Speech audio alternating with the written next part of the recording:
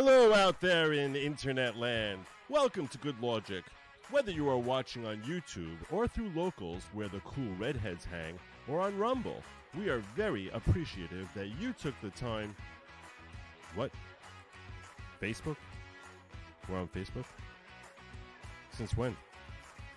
3 months? Are you kidding me? Why? It's 2023. Who's still on Facebook? Do they even still call themselves Facebook? Aren't they like Meta or something? Meta. Whatever. But still also Facebook. Okay, whatever.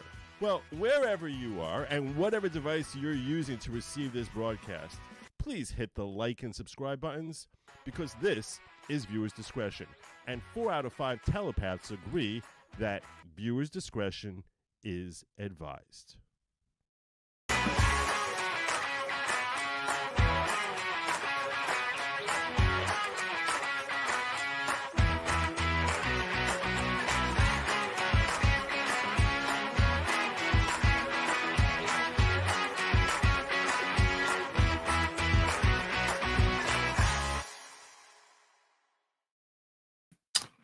Good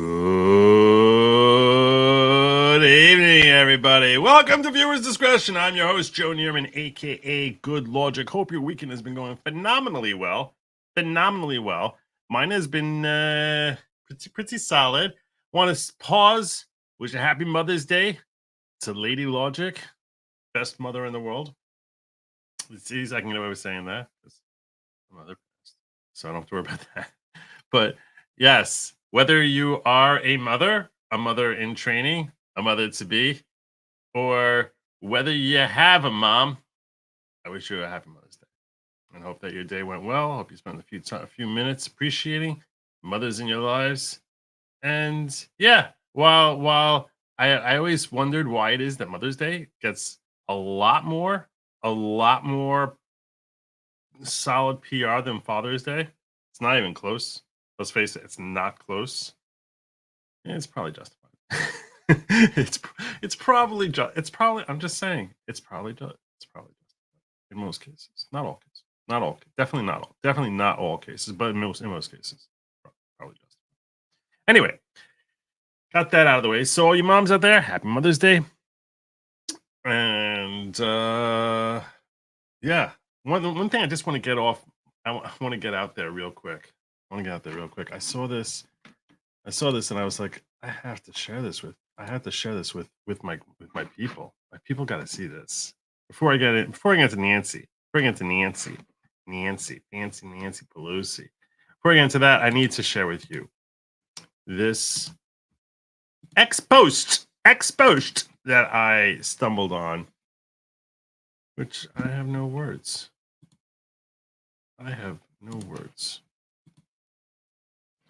Claire Foster, PhD, says, so if I'm raped and get pregnant, I only have 3 options.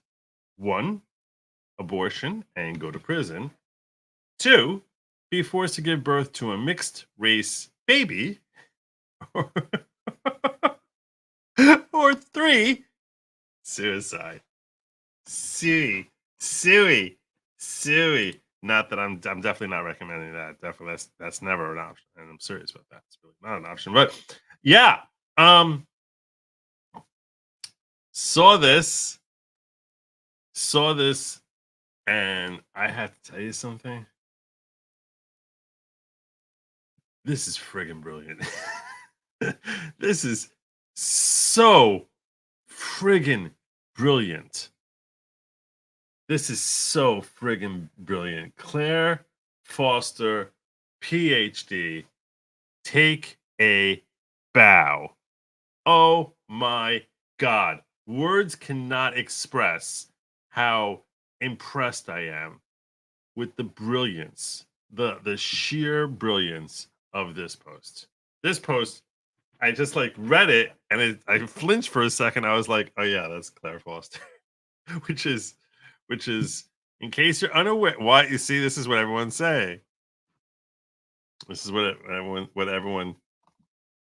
little dude, don't misgender me. The comments are amazing. Amazing. Before the racist deletes this, blue collar executive highlighting the mixed race baby. Are you lost? I had a BLM sign in my front yard for 6 months. Let's not start pretending I'm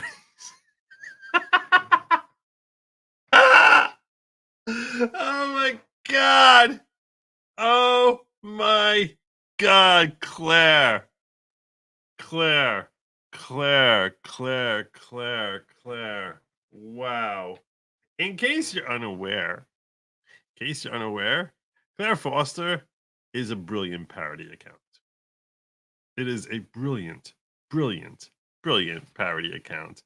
But a lot of people, the brilliance behind it is that it's so something you would not, that you could totally see a leftist saying, that you're just like, it just knows exactly where that line is.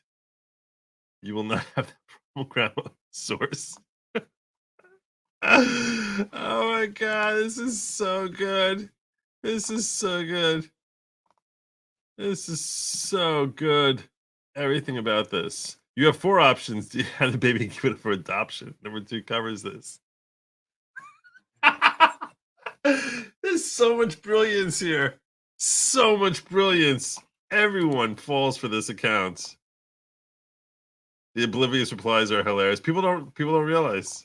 People don't realize that Claire is a genius.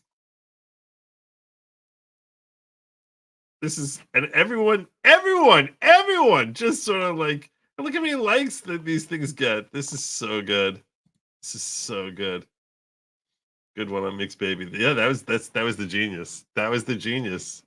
Be forced to have a mixed baby. Let me check out the quotes. The quotes tweets. Mixed race. Where we're going, we don't need no minorities. Guess trying to force a medical choice in your ex. Look at this person so angry at Claire for saying on March 30th, 4 years ago today, I divorced my husband of 30 years for being unvaccinated. I hope his heart hurts as much. Oh my god, the genius. Look at the layers of this one. Look at I hope his heart hurts as much as mine. Look at this, like all the double entendres here.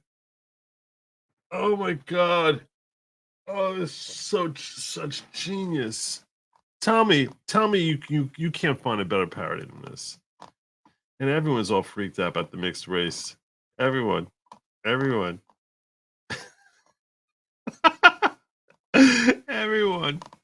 Everyone. Yeah, you see, someone's like, this has to be parody.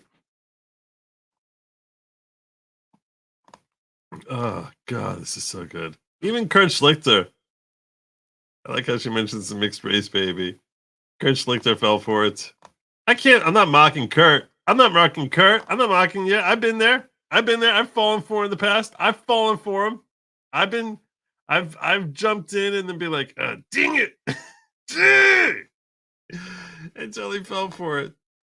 You have to see some of Claire's other things. I can't recommend this account highly enough. This is tier 1 alphabet. It really is. Tier 1. So many people. So many people. I wanted to share with you. Reposting this. This is what a 21-year-old Joe Biden voter looks like. Claire is so good. Let's look through some of Claire's work so you can appreciate the genius with the little cats on the bed. Even the cover photo with the cats on the bed. The smiling Nana. Board certified astrologist. Clinton Harris 2024. I was slipped a wish to pregnant woman. Half Mother's Day that I remember is just a clump of cells. For every like this tweet gets, I'll donate $1 to the Clinton Foundation. There was the one. It should be illegal for anyone who's anti-immigration to eat Taco Bell. Everything about this account is so good. Oh my gosh. Day 37, refusing sex with white men until Donald Trump agrees to drop out of the race. The walls are really closing. Oh my god. Oh my god.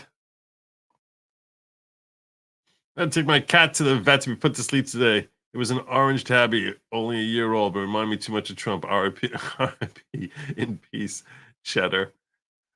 Ben Shapiro, this is the one that I was just like, okay, that takes a second. Ben Shapiro placed a gag order on a black woman. It's the most racist thing I've ever heard. How will she enjoy the movie?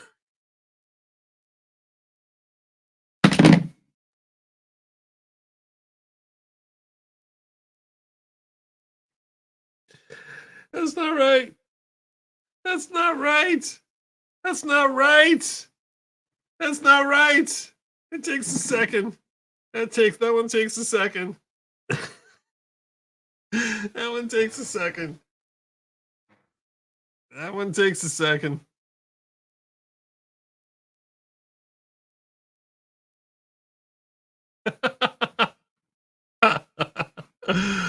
Oh, Claire. I don't know who this genius is. It's definitely a dude. We're in the Constitution say hate speech is protected speech. Trick question. It doesn't.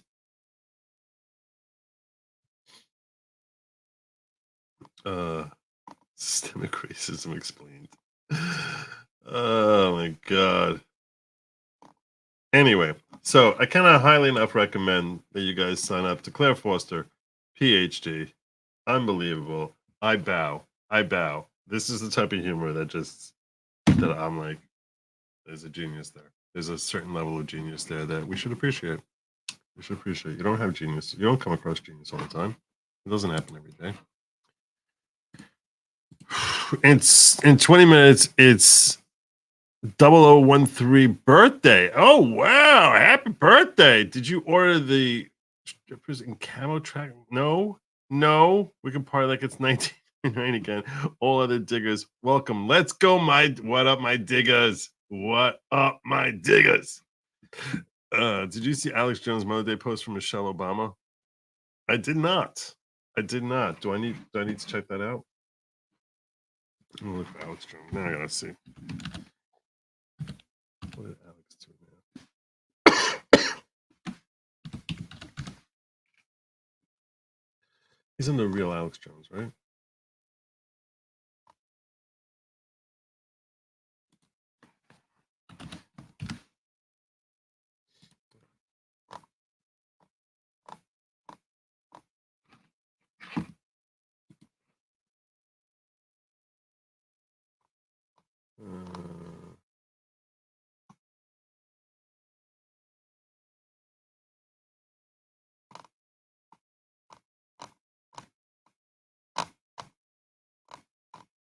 I gotta scroll.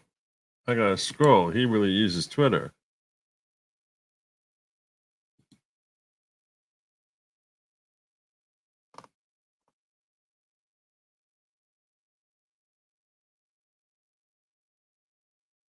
Yeah, yesterday Trump had a massive rally in New Jersey.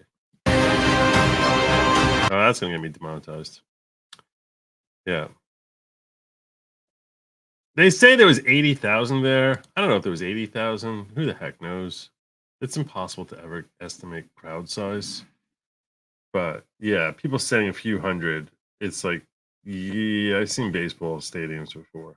That's not a few hundred. That is not a few hundred.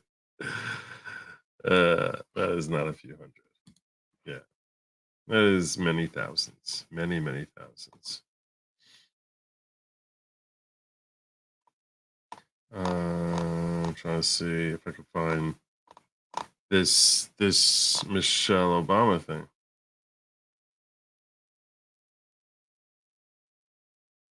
Wait a second. Do you think the lottery is rigged? Really? You think the lottery is rigged? You think? I never even thought about that. Is the lottery rigged? Is the lottery rigged? I don't know. I don't know.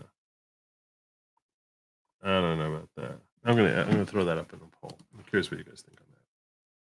That's a good poll question.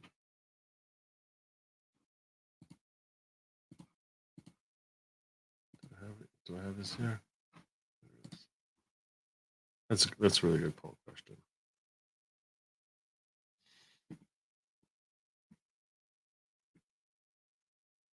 Engage with your audience. Start a poll.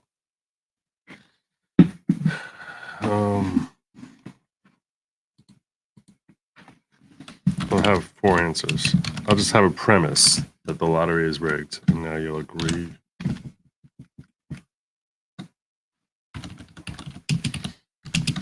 It's rigged. That's the premise.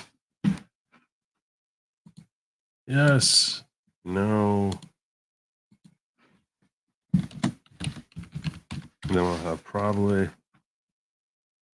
I'll have let's say it like oh, probably, and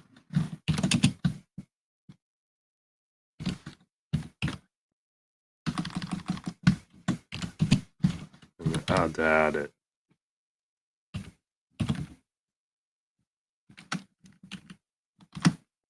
I doubt it. I doubt it.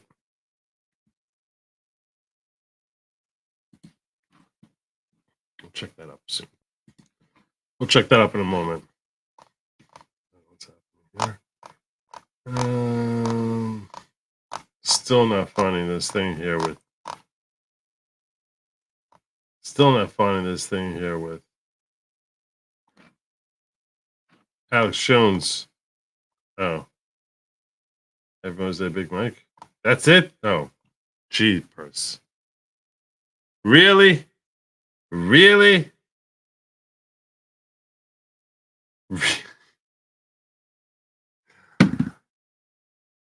Oh my gosh. Oh my gosh. This is what you got me out of bed for? This is what you got me out of bed for? That was not. The juice was not worth the squeeze on that one. I'm sorry. Reminds me of the Godfrey Elfwick parody account. I don't know if I saw that. I don't know if I've ever seen Godfrey Elfwick. But now I'm curious. Godfrey Elfwick.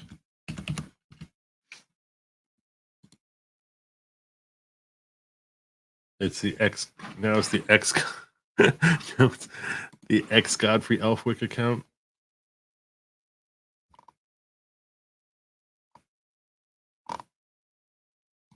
I don't know. All right, so I guess it's not anymore the Godfrey Elfwick. Okay. Happy Mother's Day to I think you mean Lady Shauna. Her first name is Shauna, actually, not Shannon. But I know what you mean, and I say thank you so much on behalf of Lady. I say God bless you. Thank you so much. Happy Mother's Day to you as well. Ham. Happy Mother's Day. He was banning Google images of them though. Oh. That sounds like work. That sounds like real work. All right, let's get into Nancy. So the premise that they were talking about here is the notion of democracy versus populism, which is a strange premise unto itself. But let's start with the debate highlights here.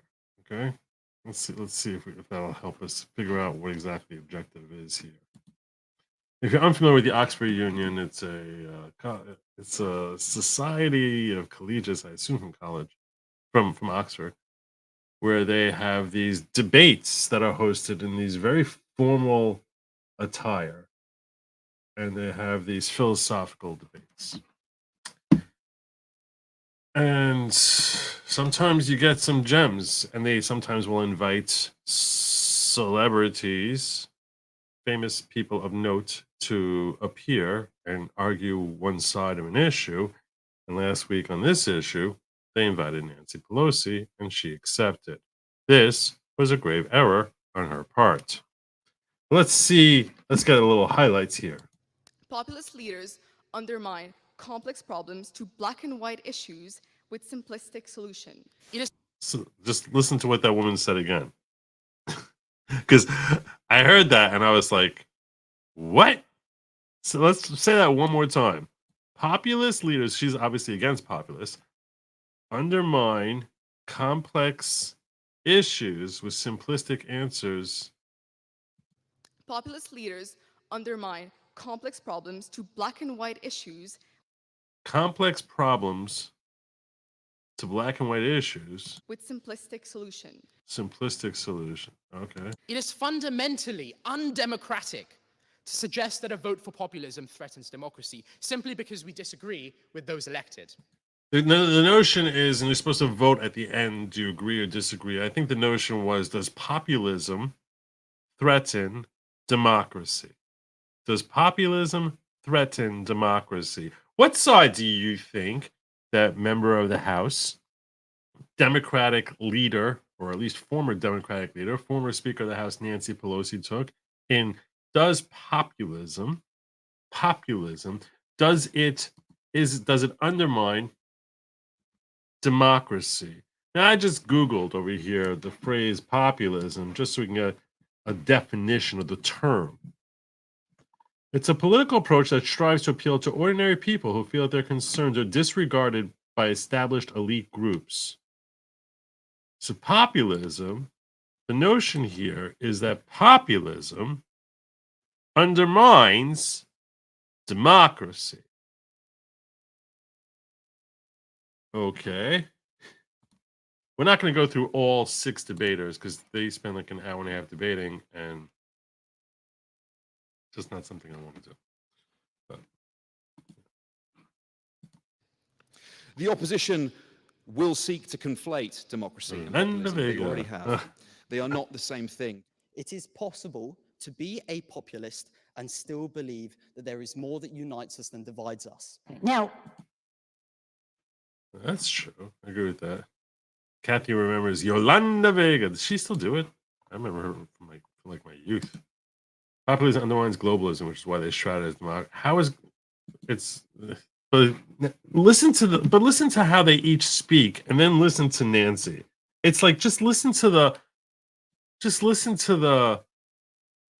I don't know, just the speech pattern, everything. Just listen to these young college kids presenting debate, and then listen to Nancy, and just I shudder with humiliation.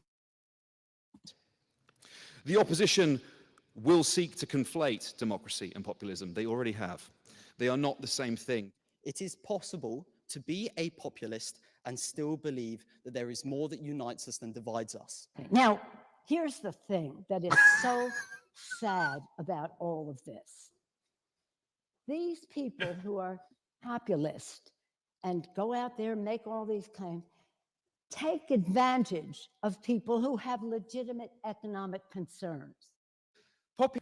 Do you notice a difference there? Do you notice? Am I the only one who's like struck by the difference that all of them just seem to be effective orators and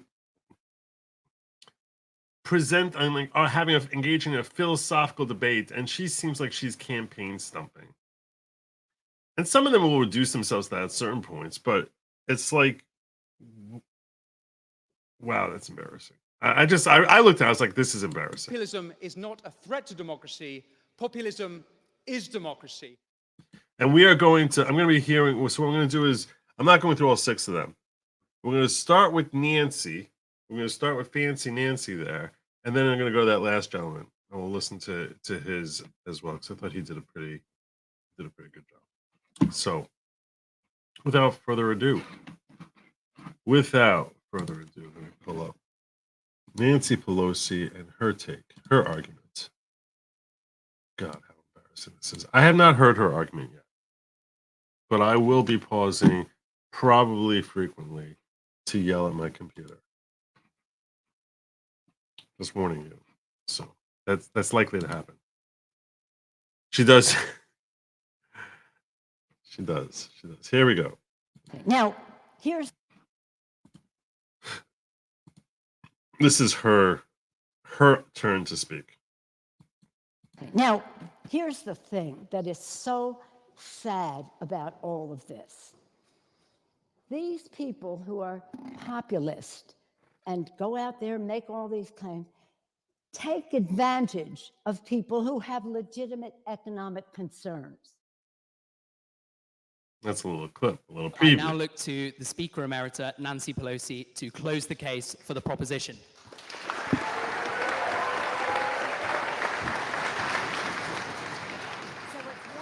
That populism is a threat to democracy. Okay, so she's the final speaker to support this notion that populism is a threat to democracy. Good evening. Thank you all very much for this very stimulating evening. Mr. President, congratulations to you and your officers for bringing us together to discuss this very important challenge. The proposition says that it is a threat to democracy. It didn't say it will cause it. It said it is a threat. So remember what the proposition is. It's not saying it's going to cause democracy. It's not saying that. No. Drunk Nancy here likely meant, does not say it will cause the downfall of democracy.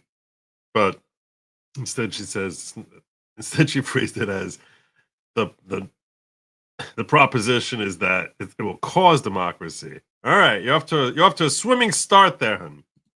Now listened attentively to our two friends here in their description of populism and our white tie and tail gentleman and his comments. And you know what?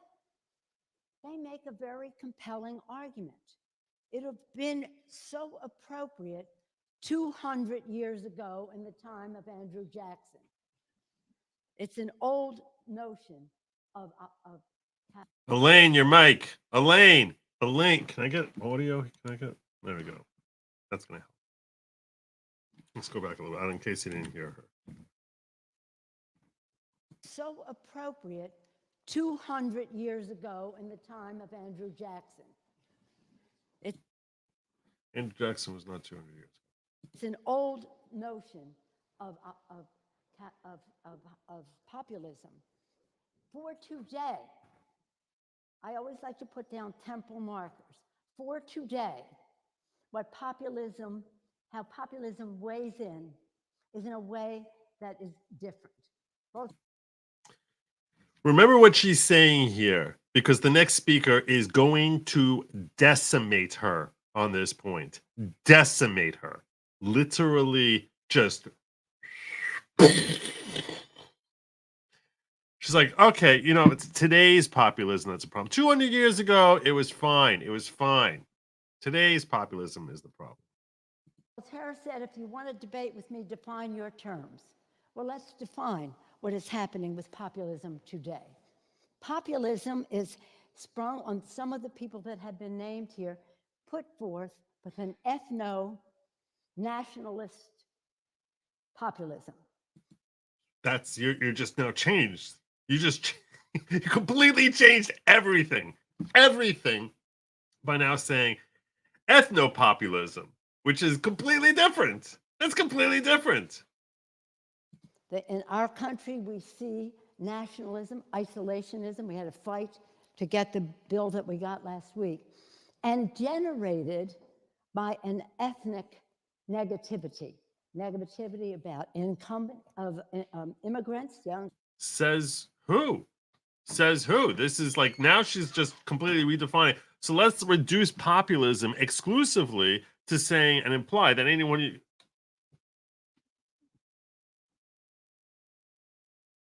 who uses, there's one downstairs. There's another one downstairs. It never stays plugged. It never stays plugged. Like, it's impossible. I have to like bounce it on sorry.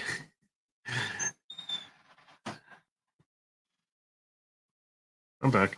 Yeah, so what Nancy's doing here is she's basically now redefining the entire thing as to what populism is, that it's referring to. Like, it's basically the racists. It's basically the racists. Let's understand that when we're talking about populism, we really mean racists, because anyone who's doing it basically wants to have, and when she says racist, she means white people being racist, because there's no such thing as anyone else being racist. So it basically is referring to white racists. That's what populism is, which is such a disingenuous way of trying to win an argument in this type of setting that it's comical that she feels like this is how she's going to win.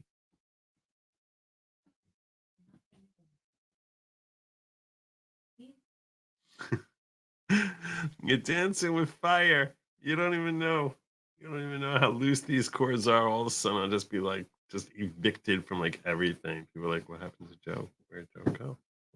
And then there'd be like 5%, which would be like, who's Joe? But all right, anyhow. Immigrants, people who are different from them, these people, and the rest. Our problem with, I don't think mob rule is a definition of democracy. What is democracy? Let's define democracy. Democracy is the rule of law. Democracy is free and fair elections. Democracy is about the independent judiciary. It's about What? What? What? She's literally just making terms up now. freedom of the press, to have transparency and to have accountability of elected officials to the people. Oh, you mean like when someone brings an Article 78 petition to ungag a former president, presumptive GOP candidate, who's sitting in a criminal trial, that shouldn't be suppressed by the court and shrouded in secrecy? Is that what you mean? It's about all of that. And that is everything that the populist regime in Washington, D.C. is against. Now, just let's be clear here. Nothing that she said is anywhere in the definition of democracy. The term democracy itself is actually far more evil than populism. I mean, if you just look at it, the bare naked term democracy is a pretty evil term. But yeah, okay. She's literally just redefining terms for the purposes of trying to say I'm right because I'm right, because I just define the terms that way. Populism is, no thank you. Populism Oh, what did they say? It's about all of that. And that is everything that the populist regime in Washington, D.C. is against. Populism is, no thank you. Populism is about fighting the ethno-nationalistic populism, as is the threat to democracy, is about threatening what they call elites. A free press. No thanks. Free press. It's about fighting issues that relate to free and fair elections, where we have voter suppression to the nth degree under this regime. And the hand motions are not helping. The hand motions are not helping at all. And this is just word salad at this point. This is just utter word salad. What do you expect by Pelosi's in government because her father was mob boss? Pelosi's everything wrong inside government, populism versus nepotism. Fair enough. How do you know Nan is exposed? Her mouth is... Fair enough. Remember, 4 months. Boost the volume, you boomer. I'll try. It doesn't seem to work when I want to do it. Trying to have it boosted it's as loud as it can get it.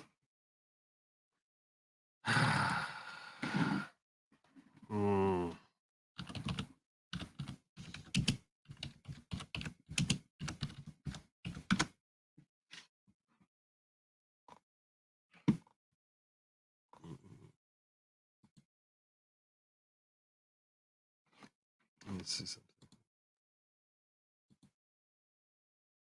This is Max.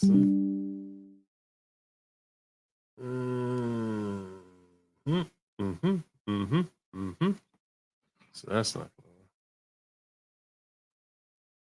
Term stable volume. What? Control video volume on your mobile device. No. That's my mobile device. That's not going to help me. YouTube volume booster. I had this on my other computer, but I don't have it now on this computer I'm on. Just give me a moment. Give me a moment.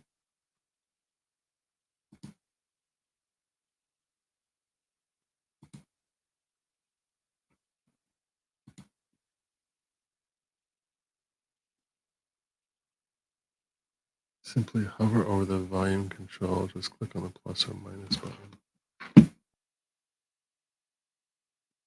Refresh. We're at 343 here. Good evening. Thank you all very much. Whoa. Good evening. Thank you all. Free and fair election. Populism, as is the threat to democracy, is about threatening what they call elites. A free press. No thanks. Free press. It's about fighting issues that relate to free and fair elections, where we have voter suppression to the nth degree under this regime, and a resistance to passing the Voting Rights Act, the John Lewis Act, all of that, because they want to contain who votes. Now, the issue of independent judiciary.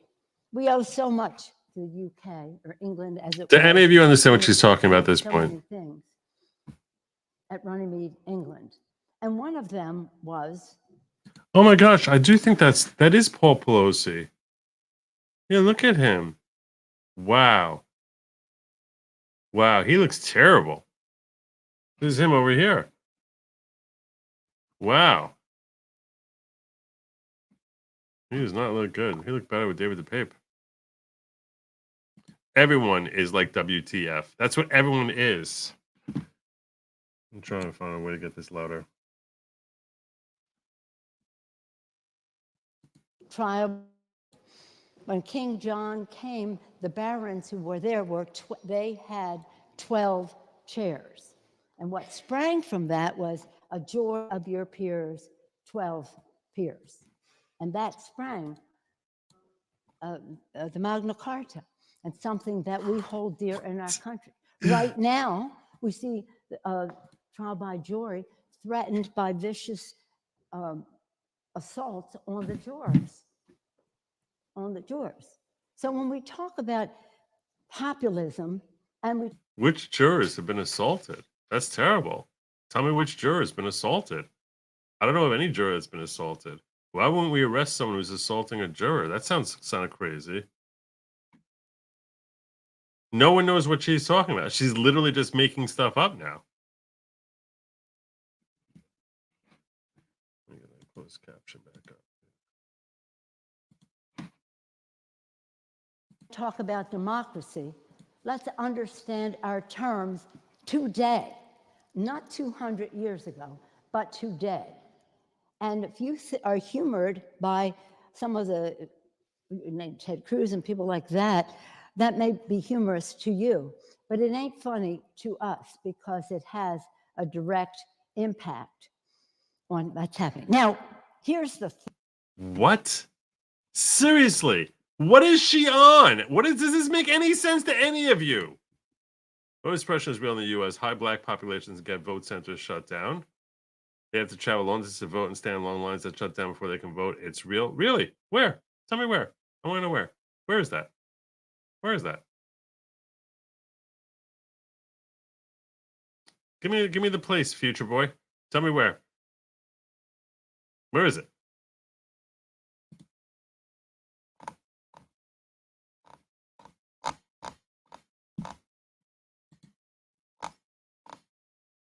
Give me the name of one person who didn't get to vote because of the long lines. This is like affecting black people specifically. Thing that is so sad about all of this. These people who are populist and go out there and make all these claims take advantage of people who have legitimate economic concerns.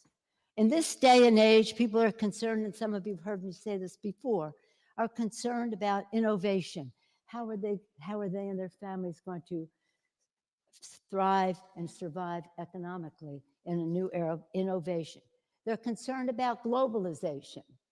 They're concerned about immigration.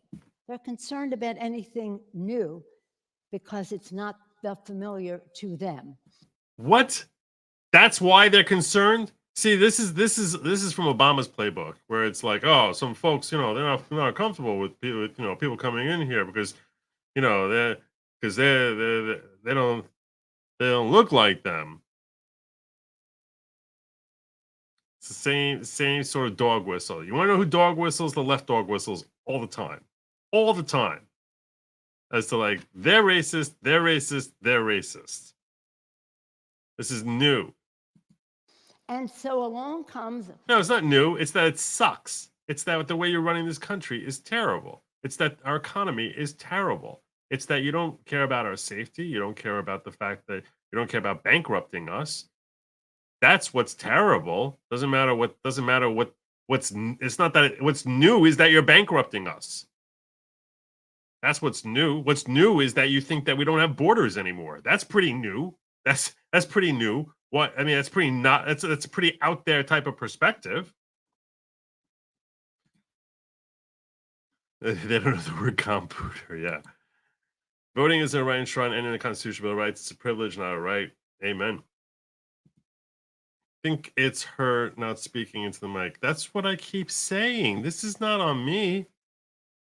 This is not. I'm doing my best here. Paul says the hammer was more fun than. Look at him. He looks miserable. Poor Paul. Poor Paul. He's probably looking for someone new to score. She's taking a lesson from Kamala's. Yeah. This is such word salad. This doesn't even mean anything. A snake oil salesman sells them a bill of goods. You're the one who's not speaking English. You're saying democracy is an independent judiciary. Like, that's the definition of democracy. And then takes office, and the only legislation put forth is a bill that gives a tax bill that gives 83% of the benefits to the top 1%. Oh, stop it. Stop it. You've been sitting in office for the last 4,000 years. You've been there since Andrew Jackson, and you're the one who's been writing these laws. Just stop it. You're the problem. That has legislation to take away their health care. If that isn't enough for you, when we didn't have the bill to go give aid. She's basically now conflating. I have a whole bunch of speaking points that I throw out about Republicans. Let me just pretend that that's the definition of populism. That democracy is the definition of Democratic Party. My God. While I'm sitting here defending the elites. I guess the elites are the Democratic Party. I guess that's what she's admitting here. She must have found some leftover quickness. See, this is why the rest of the world regards Americans as morons. The former Speaker of the House goes to England and vomits a bunch of word salad about American politics. Someone throw it. It's embarrassing. It is embarrassing. This is humiliating. What's real is Democratic lawyers soon to change rules to cheat and using mail-in voting, something that France has rejected as prone to fraud. Yep. But it's new. You just don't like it because it's new, because you're racist. Ukraine and the rest. What? Now we're talking about Ukraine? If that isn't enough for you, when we didn't have the bill to go give aid to Ukraine and the rest, the speaker said to me, I can't do it until I do the budget bill. What was holding up the budget bill? After giving a $2 trillion tax cut to the wealthiest 1% in our country. That is garbage. What are you talking? What $2 trillion tax cut? What are you talking about? $2 trillion added. It's only given to them. It's only given to them. It's only, you have to be wealthy to get this tax cut. You have to get, we have that. That's what it is, right? This is the word salad that the left loves to play in general, which is that anytime it's a tax cut, so because it has some sort of tiny repercussion on wealthy people, because if you think about it, when you were dealing with a stepped up basis for anything related to income tax, so the first 35,000 is taxed at a lower rate, and then you go up in the next the next increment is taxed at a slightly higher rate. Next increment is taxed at a slightly higher rate. So if you take that lowest rate, and you were to shave that by 10%, so in other words, the first 35,000, we say, instead of taxing that at whatever 14%, we'll tax that at 9%. We're going to tax that at 7%. We're going to cut that to 4%. So cut it in half. Cut it to 4.5%. You'll say, oh, you know who gets the benefit of that? Wealthy people. It's true. Billionaires get that benefit as well. On the first 35,000, they get that benefit. It's designed to help it's designed to help the wealthy. You can phrase anything as helping the wealthy. So stupid. This wealthy person complaining about tax cuts for the wealthy. To the national. And she's gotten wealthier and wealthier during her decades and decades in Congress. This drunk sod. Debt, unpaid for. The big issue that held us up at the end was something called WIC, food for women, infants, and children. That's not what WIC is. That's not. Small, for new families. We can't afford to give that food. It's going to add to the national debt. That's what these purveyors of populism. What the heck? What does that do with populism at all? What is that? How is that related to populism? Tell us how it's related to populism. Sold a bill of goods to these people who grasped it because they had legitimate concerns. So they said, we're going to sell you populism by taking away WIC. They have to be respected and they have to be addressed. But the fact is that democracy can, since your 200-year-ago version about Andrew Jackson and all that. She keeps coming back to Andrew Jackson being 200 years ago. When was Andrew Jackson? I just want to get the exact. When was?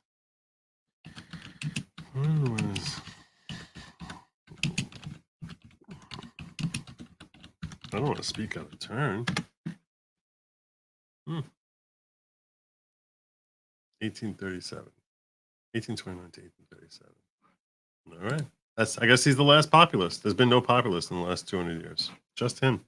So much has happened that our distinguished person, I don't know your name, but thank you for your pro-argument. We've seen demagogues come down the pike, destroy the press. What do the Republicans say? Fake news. So they're diminishing that in the eyes of these poor souls who are looking for some answers. Yeah, the only reason people accept that it's fake news is because time and again the news has proven that to be correct. That's why. That's been your big problem. If you had integrity, if the news had integrity, then no one would believe them when they say fake news. Giving them to them, but they're blocked by some of their views on guns. They have the 3 Gs: guns, gays, God. That would be a woman's right to choose. And what? And the cultural issues cloud some of their reception of an argument that really is in their interest. I don't agree with you that we don't accuse people of not knowing what they're doing. They know what their personal interest is. We respect that. But the fact is that using whether it's people different from me, nationalism, populism is a very dangerous threat to democracy, not just in America where we're seeing it play out, but in the whole world. I'm going to pause here. Because this word salad is giving me a headache. I'm going to pause on this. And I'm going to give you the guy who rebuts her for just a couple of minutes. Populism is. This is the guy who goes last, and he debates him. He debates her. So we're gonna pause. We'll come back to Nancy. I just want you to hear from this gentleman, so you can actually hear someone who's engaging in a philosophical debate intelligently, and how you can then after you hear him, and in certain ways, I wish he would have gone first, because she would have had nothing left to say. Let's go with, I think his name is Winston Marshall. Not a threat to democracy. Populism is democracy. I now look to Mr. Winston Marshall to close the case for the opposition.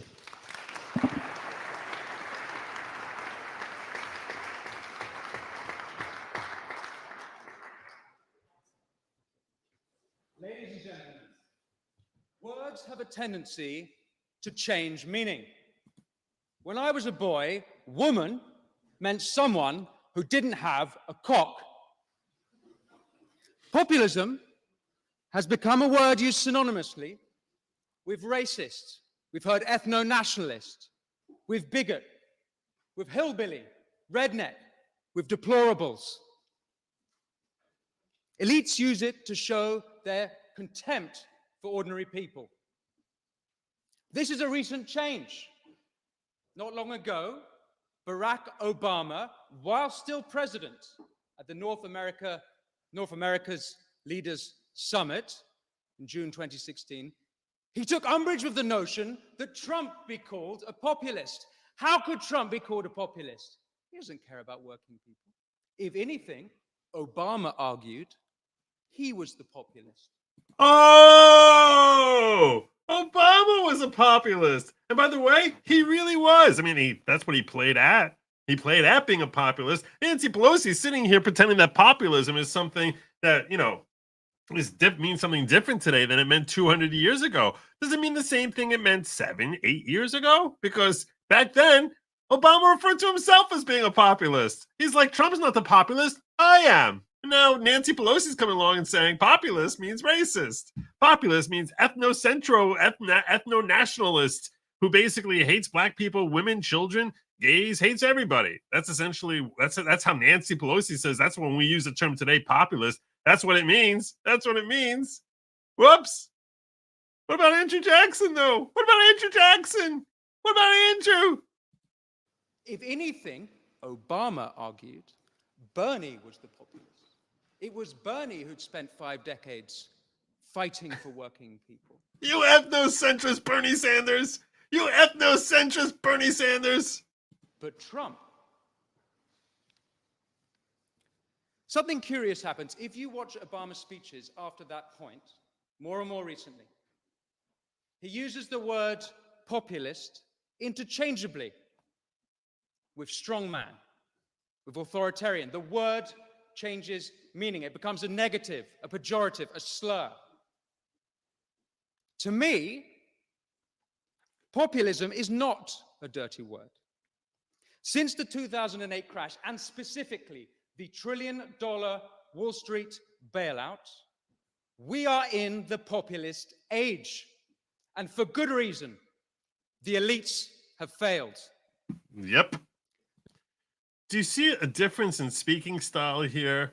He's actually just making a point. He's not trying to redefine this term and that term and just pretending that democracy means whatever I decided to mean and populism means racist and this and that. And it's like, let me just redefine terms and sit here spitting out all sorts of platitudes about WIC and idiocy like that, about like where she basically feels like she's stumping against Republicans when the notion is a philosophical term.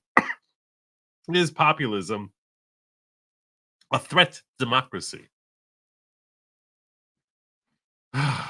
Gosh, let me get some of your chats here. I live in Minnesota. My property valuation was slowly increasing over 15 years. Last year, I had over a 30% increase. This year, my evals doubled. Insane. Yep. In 2022, U.S. spent $5.7 billion on WIC, but Biden spent $47 billion on Ukraine in 2022. Yeah. Democrat choices. Time to leave the plantation, Democrats. Here. Biden signed an EO when he came into office to force his agencies auto-register voters, even illegals, add them into census for extra congressional power. Yeah, did he create that as an EO? I know that. See, I'm not sure. I thought that actually was around that predates Biden, that illegal aliens count in the census. I know they count in the census, but I'm not sure if he. I think they counted in the last census also before he had that authority. So I'm not sure. I'm not positive. Now I'm very curious. Now I'm gonna Google that. Why do illegals count in census? Find out.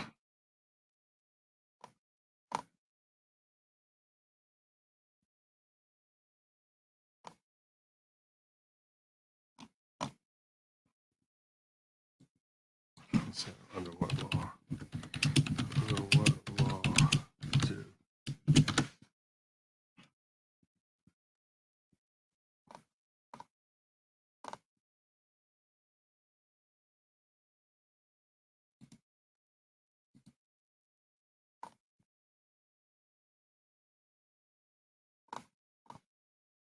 I know there's an advocate.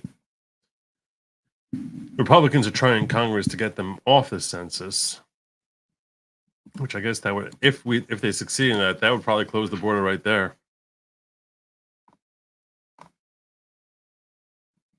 don't know if there's actually anything formal in that. I think maybe you might be correct there. You might be correct, Taya, that it was an objective to try and solidify that as being law. But frankly, it's impossible for him to be president when the next census comes around. So there's plenty of time to remedy an EO. That EO is as meaningless as anything, because as long as you get a Republican in office sometime between now and 2030, that would vanish. So, because an EO is easily ripped up by the next president. Says something when a former Speaker of the House loses debate to a banjo player, and that's what this guy is. He is a banjo. It's true. That's so true. Thought this was philosophical argument, not this BS. What the F is going on, just making the American intelligence look bad? Terrible. Look terrible. Future Boy. It's an easy Google. Bromsky. Who's Bromsky? What's Bromsky? Urban voting centers are shut down, making it hard to vote. If your party can only win by restricting votes, then you're on the wrong side of history. Have $10. Not sure what you're talking about. I don't know who Bromsky is. And urban voting centers are not shut down. So, yeah. No one's trying to restrict any votes. No one actually cares about restricting votes. All I care about is actually having transparency on on the integrity of our vote. Every person gets one vote. That's it. That's it. That's all I care about. I'm on the wrong side of history. I'm 1,000% on the right side of history. I don't need to win elections.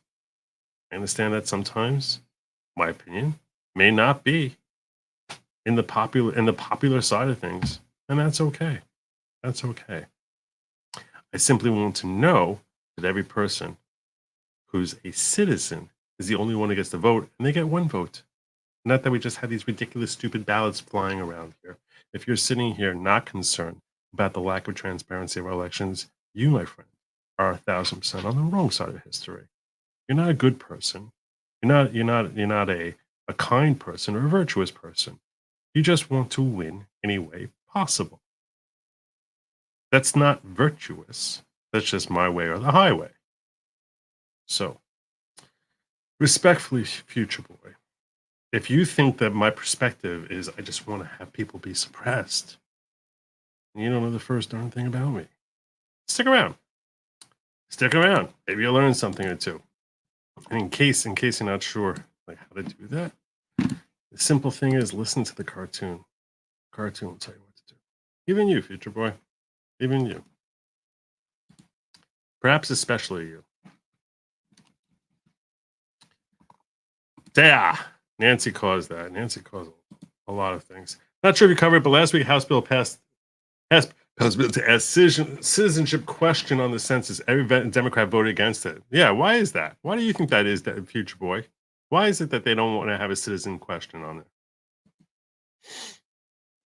Also, if there's any proof involved, it's just a checkbox. Yeah. I don't know why they would be in the census. Why would they be in the census? Let's ask ourselves that question. Maybe urban voting centers shut down before nightfall for safety reasons. Hell, I would. Democrat cities are assholes.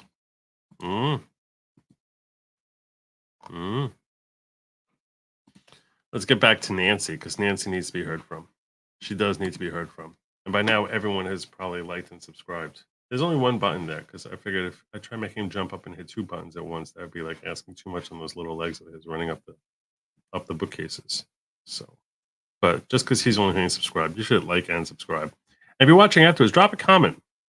How do you think Nancy's doing? How do you think Nancy's doing in this debate?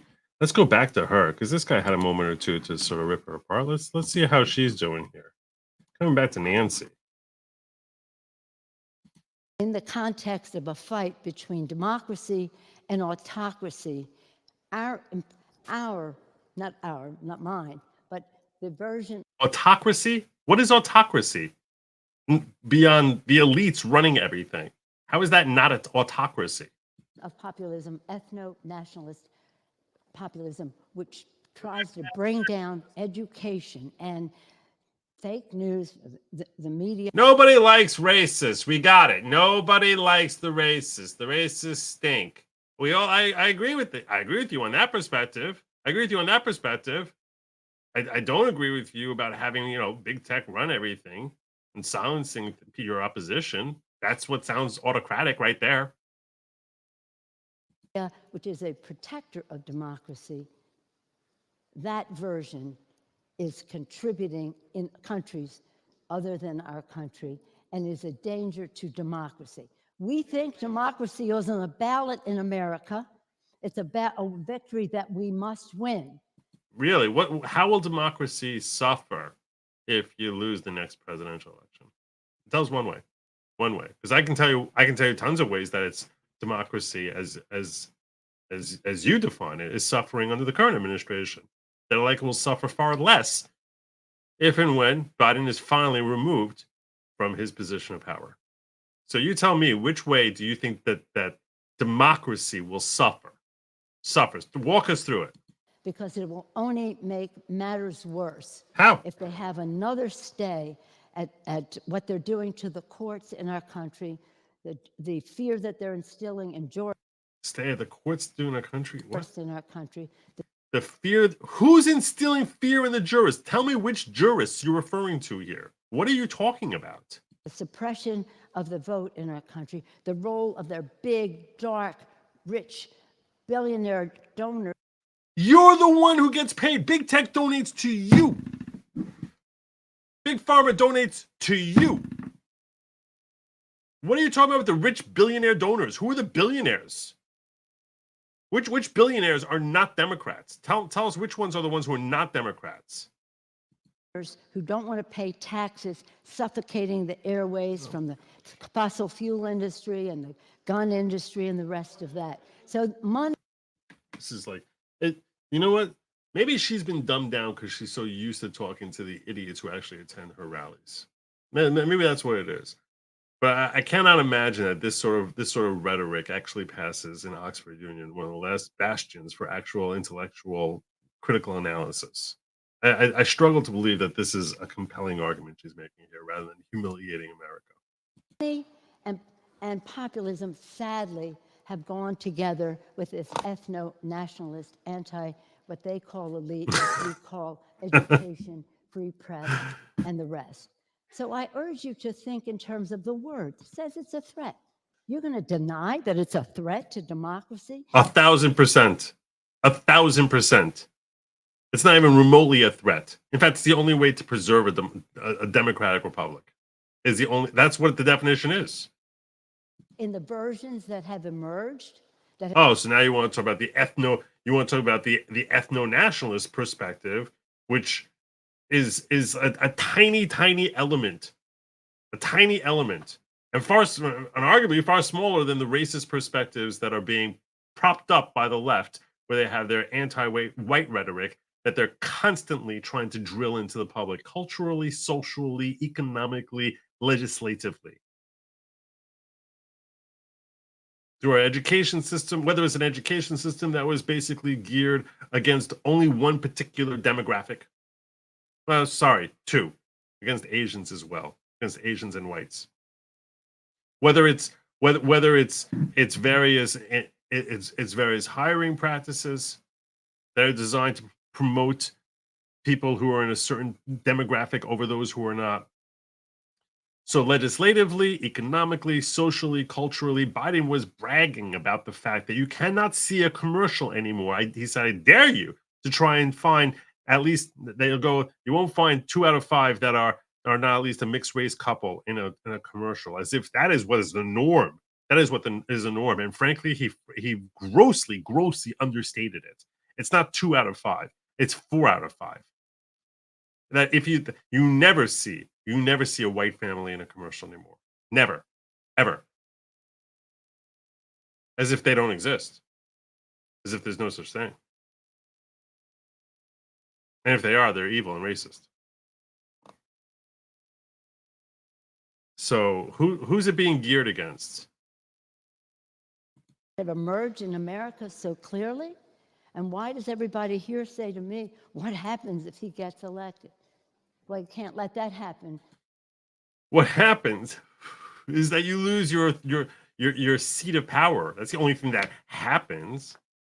Because for us, this election is Washington crossing the Delaware. This is about a democratic, no offense to the Brits, no offense to the Brits, but the fact is also that what happened here at Runnymede, the Magna Carta, yes, the first parliament and the rest of that, has a great contribution to democracy in the world, but our country was founded on the principle that all people are created equal, a constitution that— What do you think populism is about? tried to implement that. Wasn't perfect from the beginning, but they were able to amend it to end slavery and all. I'm pretty sure she's functionally regarded as well.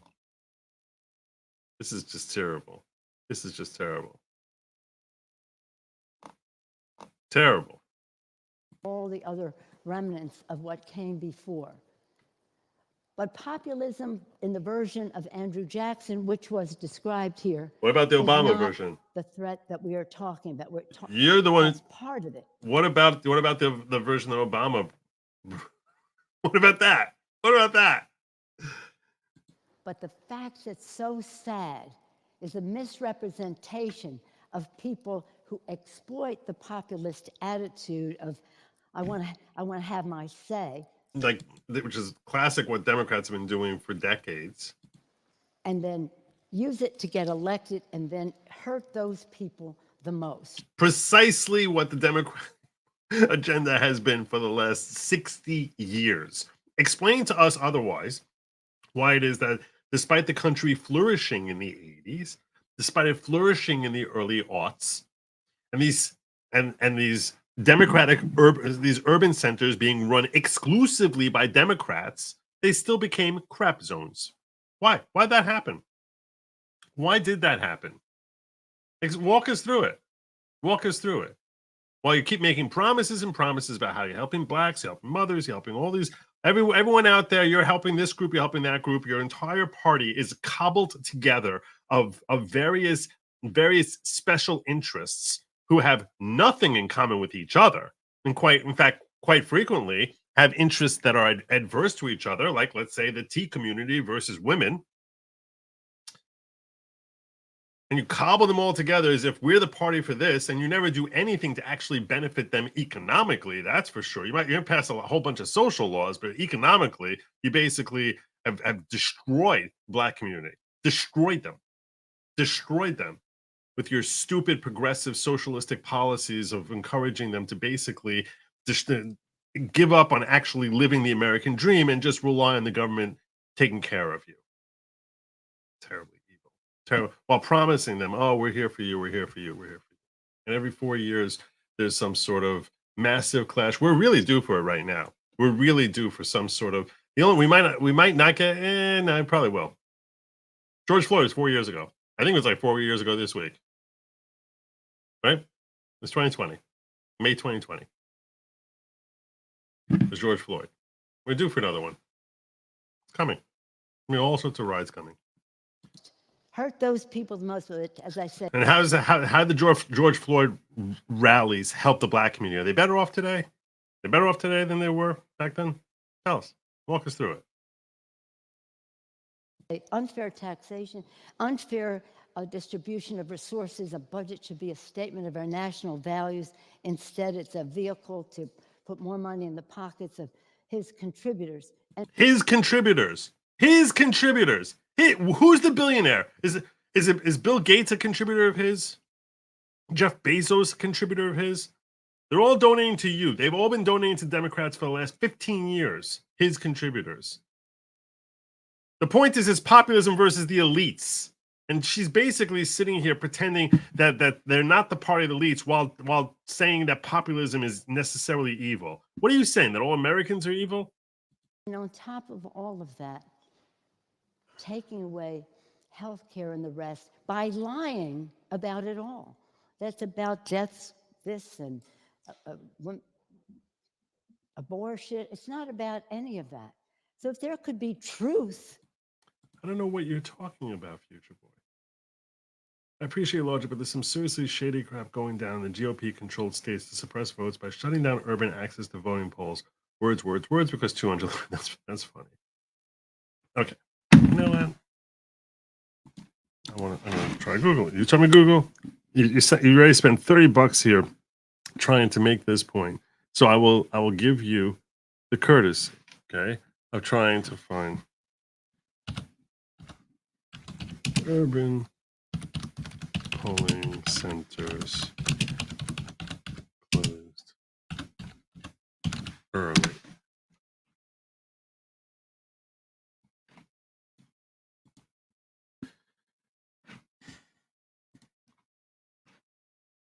What am I looking for? I'm seeing stuff in New Jersey. Okay, let's see this. Those polling places hit my minority. Give me some, I see something here from 6 years ago.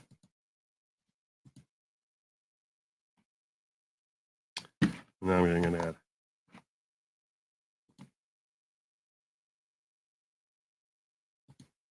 So USA Today, obviously left this rag.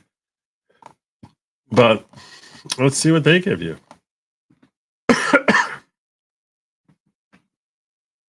That's today's USA Today, so that's not going to be helpful. Oh, Vice?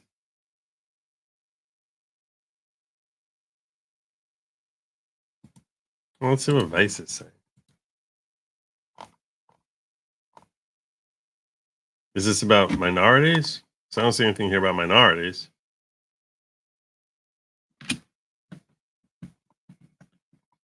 Trying to help you out here, Future Boy.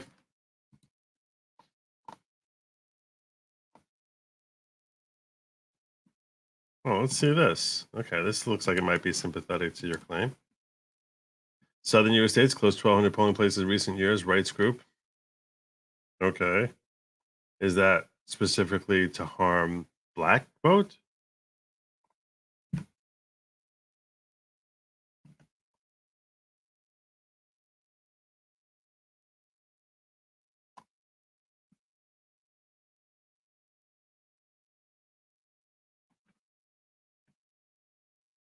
Phoenix, Arizona. Atlanta, Georgia endured hours-long waits to cast their ballots. Oh, I have real problems with the way things are running in both Arizona and Georgia. This is in 2019, so we don't know what happened since then. We don't know what happened in 2020. We don't even know if they reopened them in 2020. Election officials have closed more than 1 in 10 local locations statewide. So then you have to ask why they were closed. I think that's a fair question.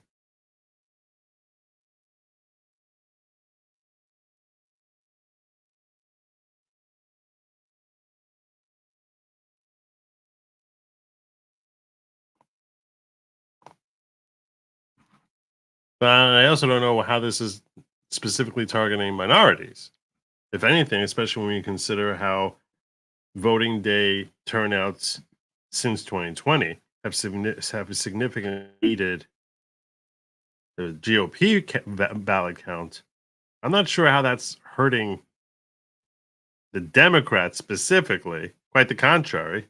Closing voting booths would seem to be favoring the Democrats. But I don't see anything in the last 5 years, so I'm sort of feeling at a loss for this. I did try. Shouldn't Nancy have sober? You would think so. You would think that would have been a strategy. Washington crossing Delaware. She's going to. Yeah, no, seriously. I think she might have meant DJT will be crossing the Rubicon. Who the heck knows what she's saying? No, she doesn't know what she's saying. Why bring up Andrew Jackson? Wasn't he such an ornery person that he was in close to 100 duels in his lifetime? I don't know. Joe, Future Boy's lying. I live in Indiana and in an urban area. My voting place is not shut down. Well, that doesn't mean he's lying. You might happen to have good fortune. You can't really. That doesn't mean he's lying. Could just be your place happens to be open. So funny how he derails the entire stream to one about hood rats who don't even vote, but ignores all the voting machine errors of 2020. Yeah, you got to wonder about that. But let's get back to this, to Nancy, who's very worried about democracy and the fact that the people might actually be heard. In their message, I think that people would react differently because they would know quite clearly how it affects them and their lives, where they know better than anybody their kitchen table concerns on how they can pay the bills. What about when stories were suppressed about Biden and the whole Hunter Biden laptop story was suppressed? As far as, the public being informed when they go out and vote. What about that? What about triple letter agencies working hand in glove with controlling messaging that goes out in 2020 to impact the vote? Or the media being co-opted and giving us a daily death toll all the way up to elections. And then magically a vaccine coming out 2 weeks after the elections. That's when it first comes out. Magically. That's when it just, boom. Hey, here's our cure. It's coming out. Yeah. Not completely. But you want an informed public. Very informed public. You're very upset when people say fake news. How it affects them and their lives, where they know better than anybody their kitchen table concerns on how they can pay the bills. She's worried about kitchen table concerns. That's her big. She's sitting there during COVID talking about her $9 pint ice cream. Now she loves chocolate. I love chocolate ice cream with her in front of her $30,000 refrigerator and sitting there because she relates to the kitchen table concerns of the typical American. Educate their children, save for retirement, pay the rent, and the rest of that. So my friends, this is interesting academically, intellectually, and the rest. But on the ground, she thinks she's giving a campaign speech. On the ground, populism, as the version that we see now, is a threat to democracy that's really hard to deny. I was eager to hear their arguments, but what I heard could have been made 200 years ago and not facing the realities that. Oh, yeah? Oh, okay. Well, she didn't get to hear from the other guy yet, who basically points out that's Obama was offended because he looked at himself as a populist. We see. So I urge you all to vote in favor of the proposition. And again, with respect for the presentations that we had. And really, Sultan, I was ready to vote for you for one of those positions. I really was. But I'm not sure now because I don't know that you could possibly believe the presentation. I know this is academic, so maybe you believe it. I respect that. But what I do respect is our democracy. And just tell you one more thing. I'm from Baltimore, Maryland, where our national anthem was written by Francis Scott Key. And he wrote a beautiful thing in the national anthem, and it's our motivation right now in some of our campaigning. He said, proof through the night that our flag was still there. Which flag? Because you keep taking down the American flag. You mean the pride flag? Is that your motivation, the pride flag? Because it sure as heck, it ain't this flag behind me. I know that. That's the one thing I'm sure it ain't. I'm sure it ain't that flag. Which flag? Proof through the night that our flag was still there. Which flag are you standing up for? Proof through the night that our flag was still there. We have to prove through the night of this election. Where are the Democrats waving around American flags? Show me one. Show me one rather than spitting on it. You see a Democrat and an American flag, the chances are very high he's got a lighter in his hand rather than waving it. Proof through the night that our flag was still there. That's going to be your winning campaign slogan. Sure. Democrats going to all line up for that. That our flag is still there. A flag that we pledge to every civic day with liberty and justice for all. And that is supporting democracy, supporting our flag and all it stands for, and it is threatened by this version of populism. This version of populism. Please vote aye. Thank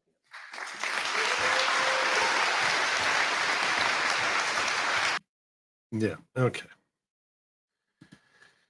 Gifted one good LAWGIC member. God bless you. I'm going to give you a horn for that. Well, I apologize for not giving out the horns last night. I was very worried about derailing the stream, and I wanted it to be flowing through, and I knew it was going to be a long one last night. Tonight's probably going to be a little bit shorter, but in fact, it will be a little bit shorter than last night, that's for sure. Also, Joe helped make Social Security taxable. Did he really? Social Security tax? Because he wants to go after those rich Social Security earners. That top 1% Social Security earners. Let's get back to this fine gentleman here, Winston Marshall, refuting everything that Nancy was garbling out of her mouth. Let me address some common fallacies, some of which have been made tonight.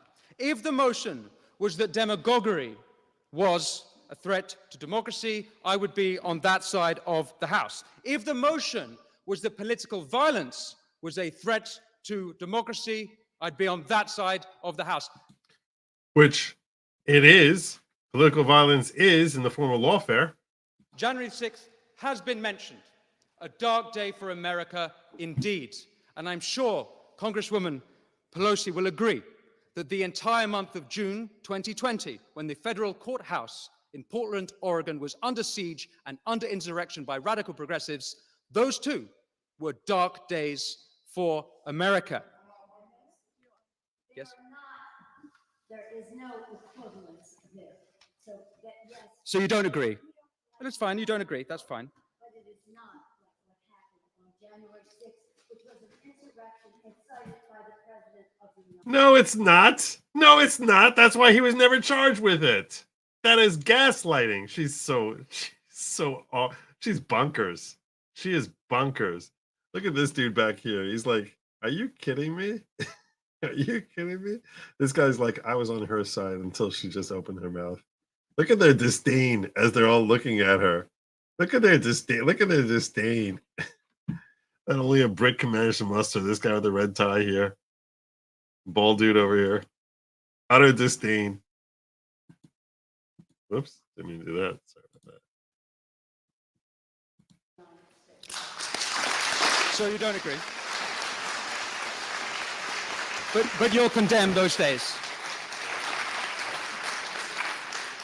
My point though is that But look at how she actually got applause for that idiocy. She just sloshed out of her mouth. all political movements are susceptible to violence and indeed insurrection. And if we were arguing that fascism was a threat to democracy, I'd be on that side. I apologize to you, Breck Nichols. I missed the classic Nancy Pants throwing out a random string of insults and hoping a coherent logical argument will rise from the ashes. Well said. Well said, Breck. I should peek in here if for you alone, Breck Nichols. You're awesome.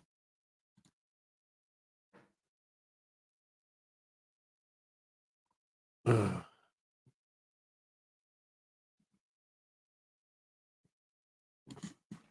Mr. Meg is having fun in locals. Indeed, the current populist age is a movement against fascism. I've got quite a lot to get through. Populism, as you know, is the politics of the ordinary people against an elite. Populism is not a threat to democracy.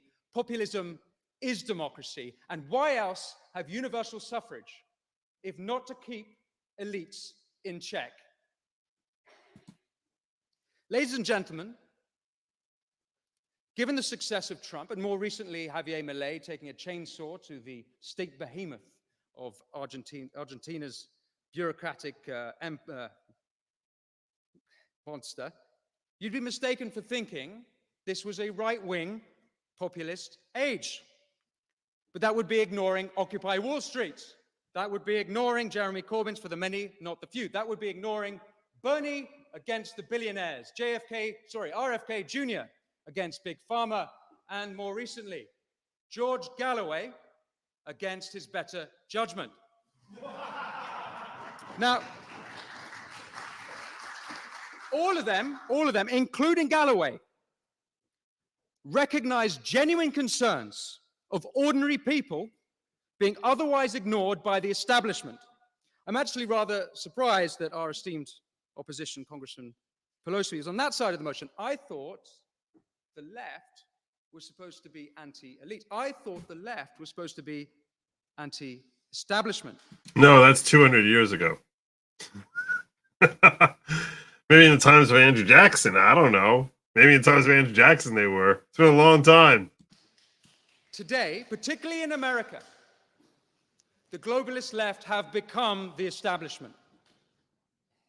I suppose for Ms. Pelosi to have taken this side of the motion, she'd be arguing herself out of a job. Oh!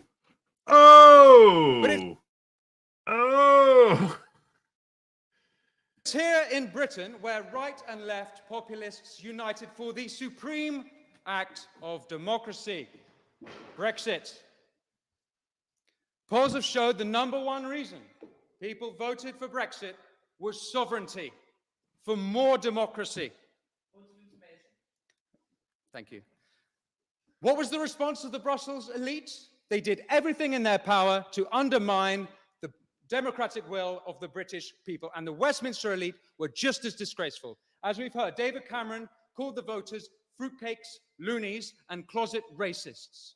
The Liberal Democrats did everything they could to overturn a democratic vote. Keir Starmer campaigned for a second referendum.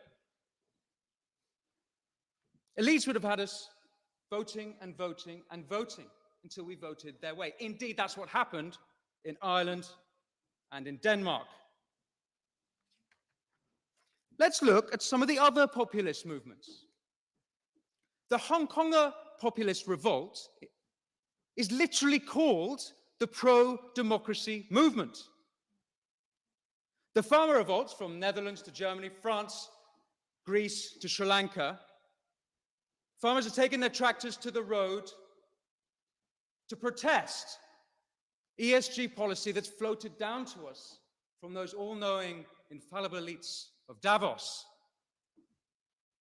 The trucker movement in Canada became anti-elitist when petty tyrant Prime Minister Justin Trudeau froze their bank accounts, not the behavior of a democratic head of state.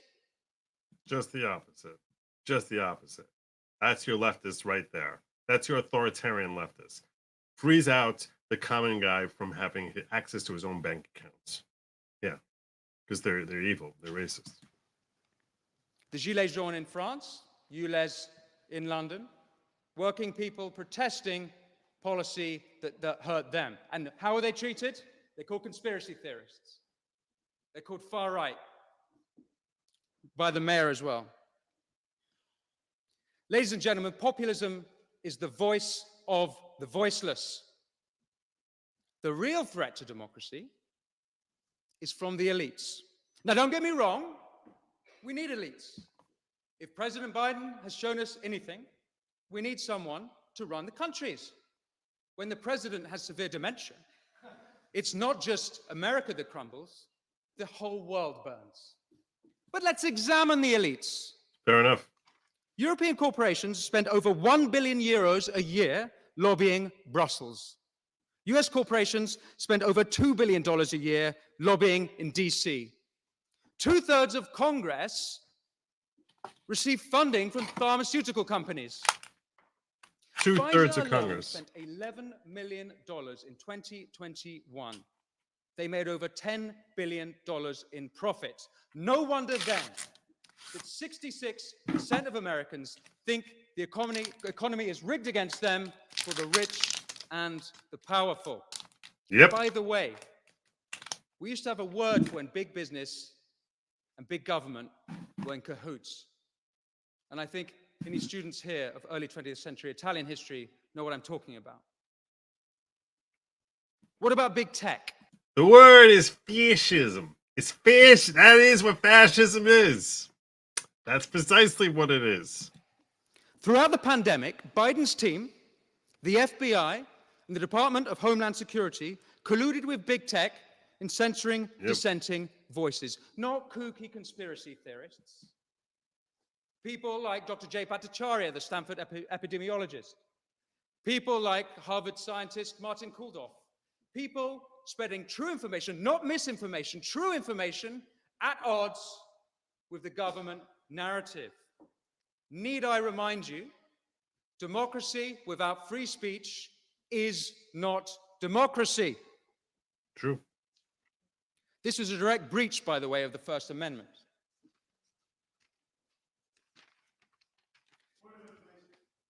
Before COVID, intelligence services colluded with big tech to have Trump suspended off Twitter. Yes, the same platform which hosted the Taliban and Ayatollah deaf to Israel Khomeini, they thought the president crossed the line when he tweeted on Jan 6th, quote, "Remain peaceful, no violence, respect the law and our great men and women in blue." That is the final tweet he sent before he got knocked off. Then they deleted the tweet and knocked him off. Yep. Sounds very, he's inciting it. He's inciting insurrection, according to Loony Nancy. That's a quote. Nutty Nancy. You may be thinking now that Trump is a populist. You are right. He didn't accept the 2020 elections, and he should have. No. No. That's the first place he lost me. So should Hillary in 2016, so should Brussels, and so should Westminster in 2016, and so too should Congresswoman Pelosi, instead of saying the 2016 election was, quote, hike. I would say that that's correct if there was transparency about the integrity. If there's transparency, genuine transparency about the integrity of our elections, and a person doesn't want, and a person refuses to accept it, in that case, I think that there's a real problem with that. When there's no transparency, that's when I think you're perfectly justified in saying I don't accept it. If I was running for office, I would say, if you give me transparency and integrity of our elections, I will not question them. If you don't, I promise you I will. There you go. Hijacked. Quote, hijacked. And by the way, I just want to point out to you something. You know, he mentioned how freedom of speech is an essential element to democracy. That is what democracy is, and you must have freedom of speech. Freedom of speech is transparency. That's what it is. A lot of people might lose sight of this. I just want to share this thought with you. So, and I'll make myself big, so this way you know I'm serious now.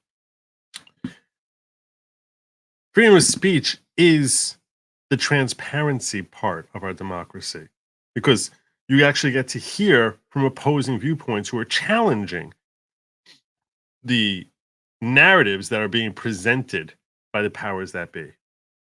And that's how you create transparency. And I think that ultimately that's what populism is craving. More and more and greater and clearer transparency.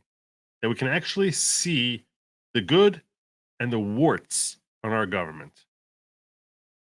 And that's exactly what our government tries so desperately to shroud from us. They give us a message and say, this is what it is, accept the narrative, spit back at us what your teacher tells you to say, don't engage in critical analysis. All of these different things, teaching our young to critically analyze. That's how you have a healthy democratic republic. That's how you have a healthy democracy. Not that we are a democracy, obviously. I understand that. We are a democratic republic. We're actually a constitutional republic.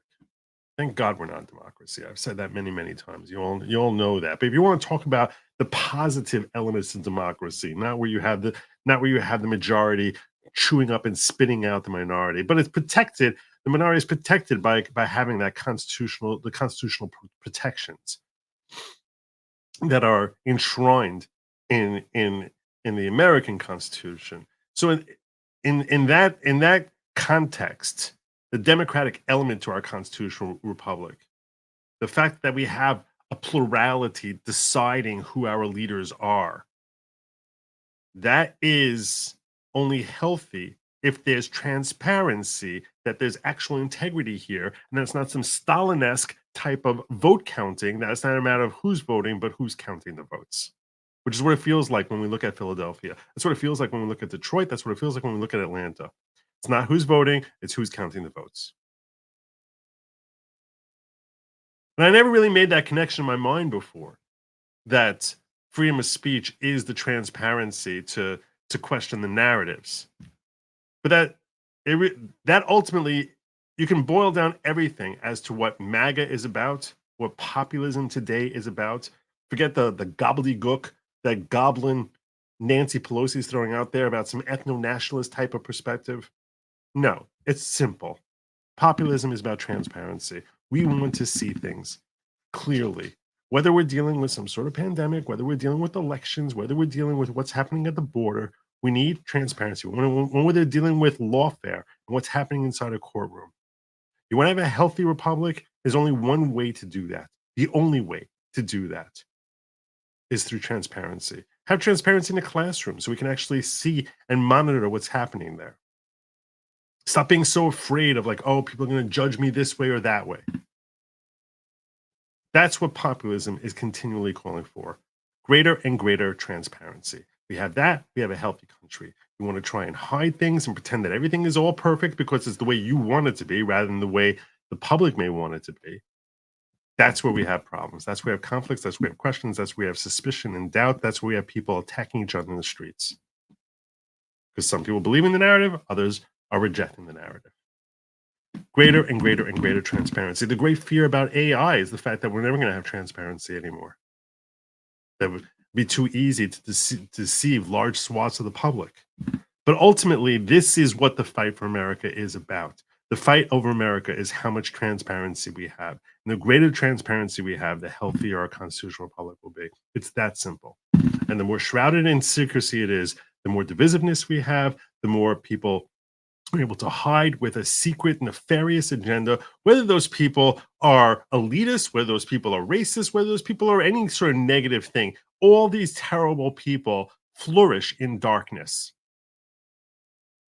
People who actually stand up for genuine virtue, people who are actually willing to be inspected under what Robert Gouveia calls the big, beautiful spotlight of watching the watchers. The reason people crave that is because we're so desperate for that in this society, perhaps more than ever. Perhaps more than ever, because we have been awoken to how corrupt things are down to their very stinking core. How foul and fetid the systems that America is so dependent on actually are.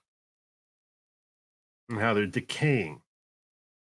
And how everything that they tell us is just this is some sort of mirage to say everything's fine, just go back to sleep. America's not going back to sleep, though. That's not going to happen.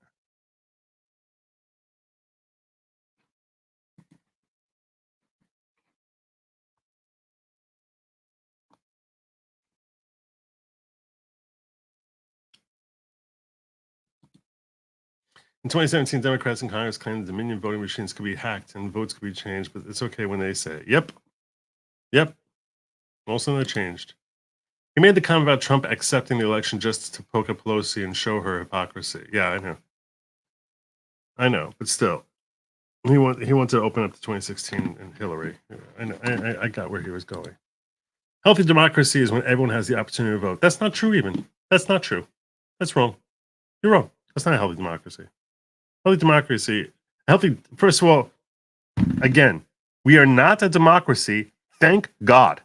Thank God. Because historically, democracies have been doomed to eat themselves alive. Like a snake that's just sucking on its own tail. That's what happens in a democracy. Because it's a tyranny of the minority by the majority. Because when you have an actual real democracy, the majority invariably will vote themselves into greater and greater power at the expense and money at the expense of the minority. If we had a real democracy here at our founding, you never You would have seen it would have taken decades longer for blacks to get their freedom because whites were in power. Why would they? Why would? But you actually have a more stable balance of power there when you have a constitutional republic. That's what the founders worked so hard to embed into our Constitution. So you don't want a democracy. That's the reason Rome failed. It's the reason Greece failed. It's just utter failure. If your party actively restricts citizens' vote because that's the only way you win, then you're on the wrong side of history. You said this before. You literally said the same thing before.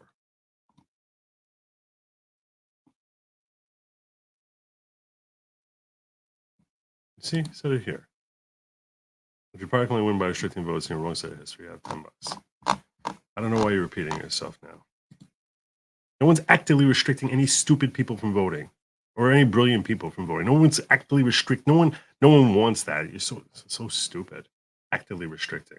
If your party's actively restricting transparency of elections, that's why our society is crumbling here. It's your party that's doing that. It's your party that has to put up blockades. You justify for me, future boy, why the hell the Democrats need to put up blockades that we can't see what a vote count that's going on in Detroit. Tell me why the hell that's actually a good thing for democracy. How does that help democracy? Why is it that they have to shove the ballot watchers 100 yards away in Philadelphia? Tell me how that's a healthy democracy, rather than something that will invariably lead to accusations of outright cheating. You care about elections, you care about actually having a healthy country. Same-day stock trade, transparency for Congress. Amen. Amen. Why people still believe their vote matters? It doesn't. Electoral college is the only thing that can decide the presidency.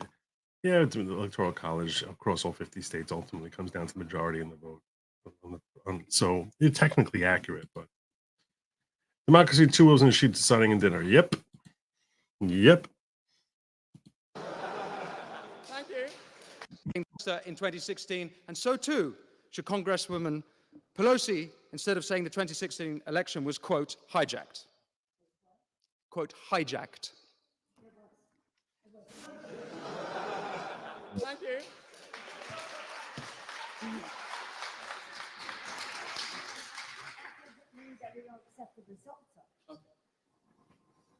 What about? You were marching in the streets afterwards. You went into Congress objecting to it. People went in there objecting to it. They weren't arrested or shot. The mainstream media, let me read you some mainstream media headlines. The New Yorker, the day before the 2016 election. The case against democracy. The Washington Post, the day after the election. The problem with our government is democracy. The LA Times, June 2017. The British election is a reminder of the perils of too much democracy. Vox, June 2017. The two eminent political scientists say the problem with democracy is voters. New York Times, June 2017. The problem with participatory democracy is the participants. Mainstream media elites are part of a class who don't just disdain populism, they disdain the people. Yes. If the Democrats had put half their energy into delivering for the people, Trump wouldn't even have a chance in 2024. He shouldn't have a chance. You've had power for 4 years. From the fabricated Steele dossier to trying to take him off the ballot in both Maine and Colorado, the Democrats are the anti-Democrat party. All we need now is the Republicans to come out as the pro-monarchist party. Ladies and gentlemen, populism is not a threat to democracy, but I'll tell you what is. It's elites ordering social media to censor political opponents. Yep. It's police shutting down dissenters, be it anti-monarchists in this country or gender-critical voices here, or last week in Brussels, the National Conservative movement. I'll tell you what is a threat to democracy. It's Brussels, DC, Westminster, the mainstream media, big tech, big pharma, corporate collusion, and the Davos cronies. The threat to democracy comes from those who write off ordinary people as deplorable. The threat to democracy comes from those who smear working people as racists. The threat to democracy comes from those who write off working people as populists. And I'll say one last thing. This populist age can be brought to an end at the snap of a finger. All that needs to be done is for elites to start listening to, respecting, and, God forbid, working for ordinary people. Thank you. Yeah, I don't like that final sentence. I would have said transparency, but because they'll claim that they're working for other people. That's what they do.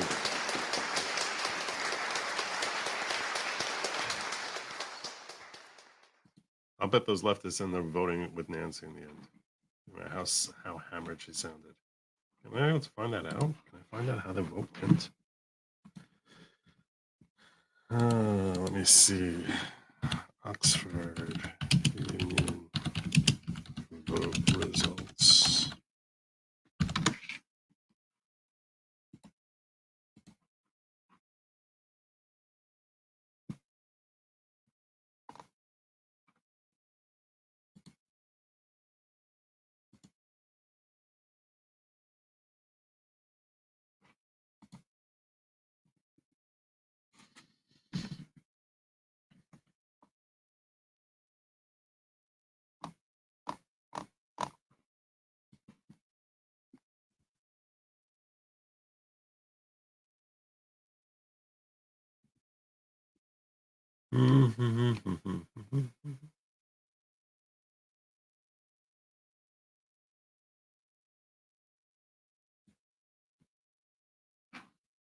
This is what I found here.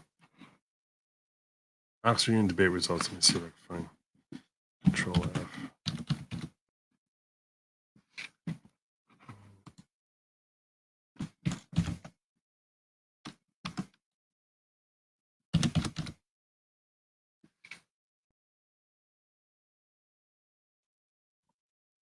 That's it? The left must reclaim popular? No, that's not it.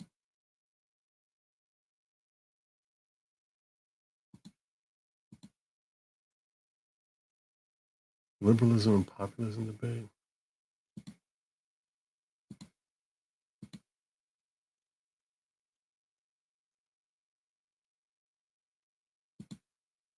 No.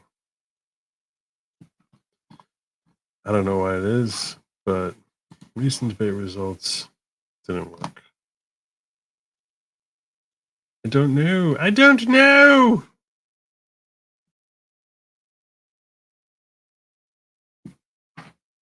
You guys able to help me?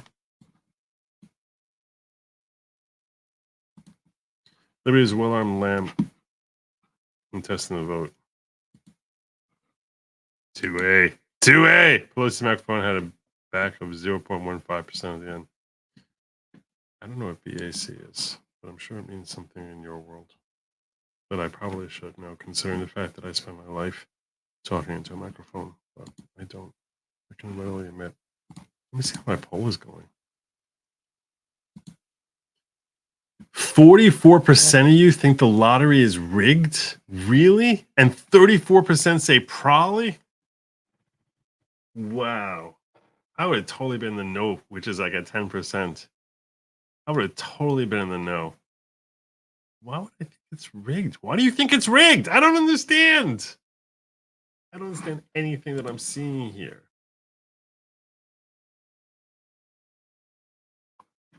Oh, is it? Is it time for, is it time for that?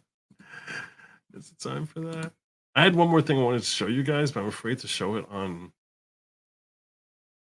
I actually had it queued up, and I was gonna put it in the title, and I started watching the video. I was like, "Oh man, I forgot. This is talking about like Joe Rogan and that eye medicine," and I was like, "I still don't know if I can talk about that on YouTube.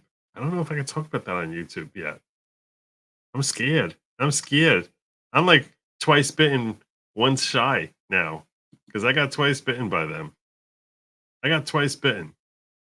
I'm scared. Not gonna kid you. He's talking about how like what was known, what wasn't known, and Joe Rogan and the whole eye medicine and horses and all that other stuff, and basically looking for forgiveness, saying we didn't know, we didn't know, we didn't know. And I'm like, yes, you did. You totally knew. You totally knew. See, this isn't kind. That's not kind. That's not kind. See, that's not kind. First of all, some wrestling is real. Okay, maybe not WWE, WWF, but you know, WWG might be. Some wrestling is real. That guy Rulon was real. You guys remember Rulon? Am I dating myself with it like that? With that? Rulon.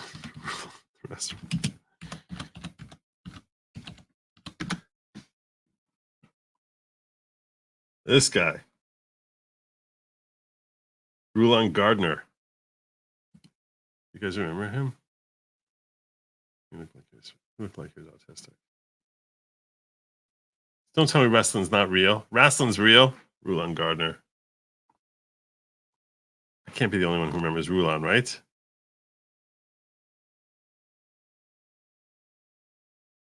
Come on, you guys remember Rulon.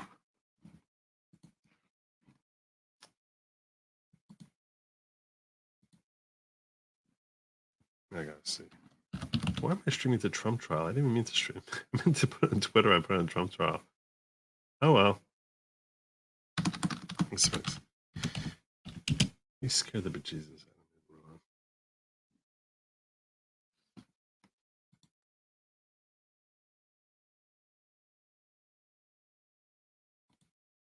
The final match of this Greco-Roman competition. Oh no, NBC is not going to be okay with me showing this. Karelin broke his grip. Gardner has. All right, we're going to skip on Rulon. I was going to do the Rulon moment, but I'm not going to. Let's give Joe a round of applause for being fair and civil to our resident troll Future Boy. I tried my hardest. I only considered the last one trolling. Like when you're saying the same thing you said earlier. I was really trying to be fair. Do I like...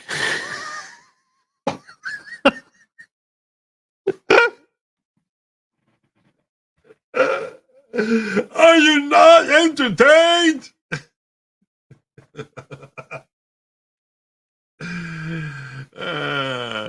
You make me fun. You make me laugh, Barracuda. You make me laugh. All right. Believe it or not, I actually have work to do. Colonel got subpoenaed by Congress May 24th. Oh, did he? Did he? I actually have work to do. In case you're wondering. I'm not giving you an update yet. My lawyer, Ron Baruti, you met him last week. He asked me to prepare an affidavit, and I said, I'll try to do it. And I started working on it, and I spent an hour on it so far. And I'm like, oh, God, I probably have to do this tonight.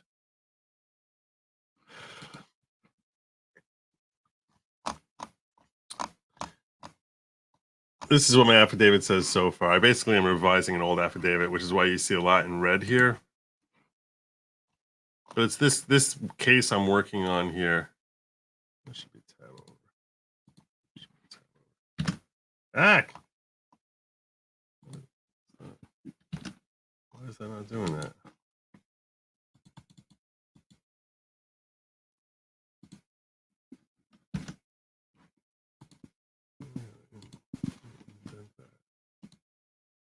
Indent that.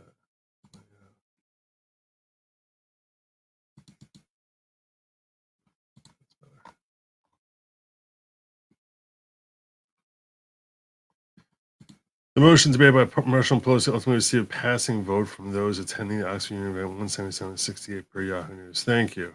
Thank you. So they passed, because they're leftist liberals. That's what it is. That's what it is. That's what it is. Idiots. All right. Well, anyway. I'm the sole owner of co-petition Good LAWGIC LLC, a New Jersey limited liability company, and one of the petitions herein. I'm fully familiar with the facts set forth below.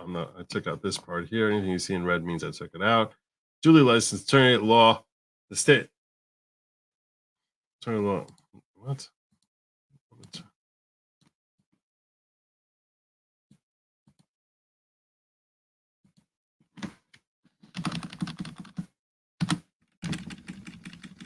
I didn't write that. Whatever.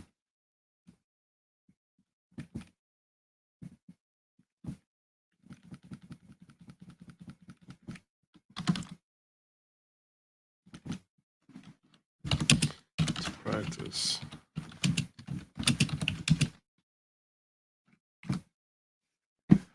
And practice. Well,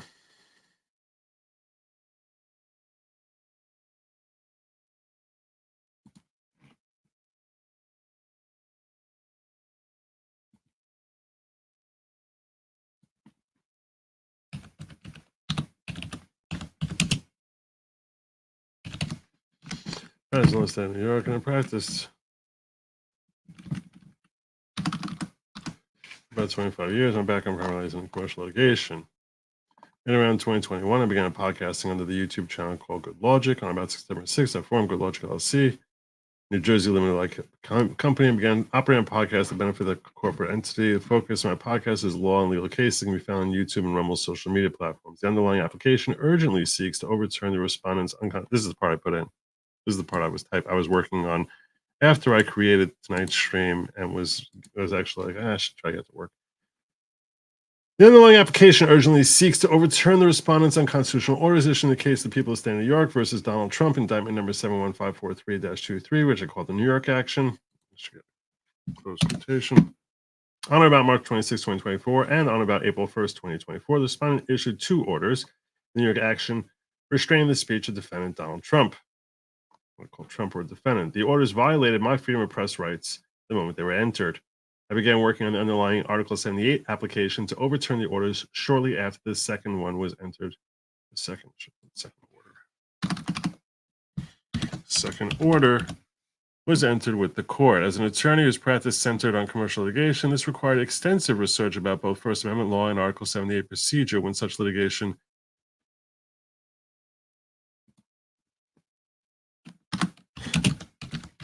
specifically when such litigations commence in the appellate division as the court of original jurisdiction. During the second week of April, I spent a great deal of time communicating with the clerk's office to ensure that I was correctly following procedure for simultaneously filing an Article 78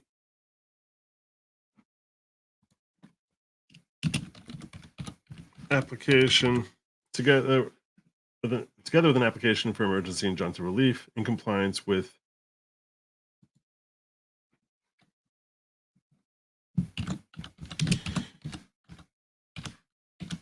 New York CPLR, NYCRR, and the demands set forth by the clerks of the First Department. On or about April 10th, 2024, I submitted my notice petition with the court. At or around that time, the clerk designated docket number 2024-02457 to this action. I was told that I could not upload an Article 78 to the court directly, and that a NYSIF number would be created for this application later in the process. At this stage, I was directed to file all papers in the court's Dropbox referred to as digital submission. The hassle of digital submission is fourfold. Four problems with digital submission. First and foremost, digital submission is slower. Nothing reflects on the file until the court has an opportunity to process the file papers. Secondly, instead of adverse counsel being immediately notified via NYSIF, anybody files any documents filed. Any documents filed must be served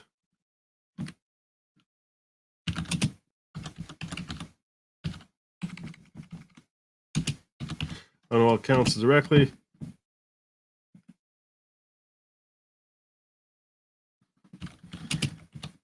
The filer is required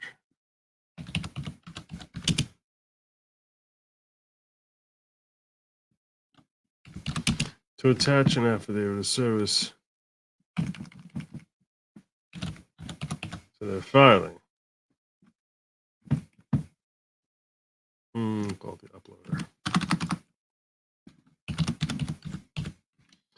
The third issue with digital submission is there's no public record of the files. Effectively, this case is under seal, even though there is no legal basis for the records herein to be sealed. Nobody can access any of the documents from the case, not even the parties themselves. When the court issued an order on a letter application, we could not receive, petitioners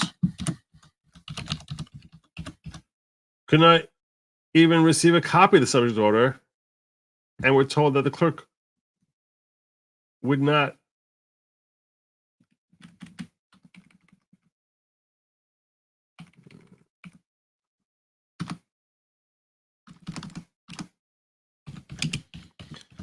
permitted to email said order. Outrageously, we were compelled to send the messenger to the court to retrieve a copy of the order. Moreover, this application is a matter of concern to the general public, yet nobody in the general public can see any portion of the application's progress. Without any known legal justification, petitioner's application is being cloaked in darkness via an arbitrary court process. Finally, unlike NICEF digital submissions, digital submission filings provide an opportunity for the clerk of the court to improperly insert itself into the propriety of filings. This matter is between the petitioner's respondent under the direction of the court in governing law. Repeatedly, petitioners have been tasked with convincing the clerk as to what papers petitioners may or may not file.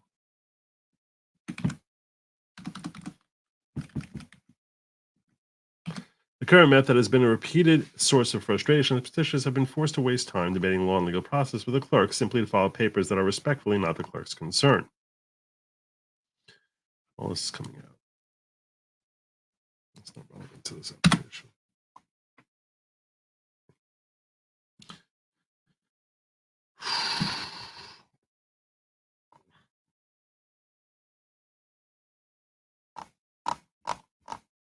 Oh, yeah. While you're here, I'm supposed to hit this button here. Anyway, so I need to document everything that happens.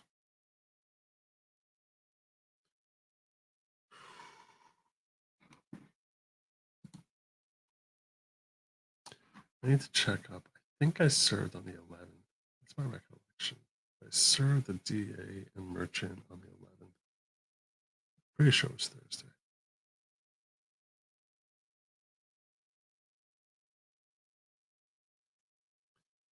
Must have been the 11th. I served them on the 11th and told them to be there on the 12th. Let me see something here. Let's pull my papers. I am working now, by the way. This is not being mad at me. Don't be mad at me. I'm doing my work.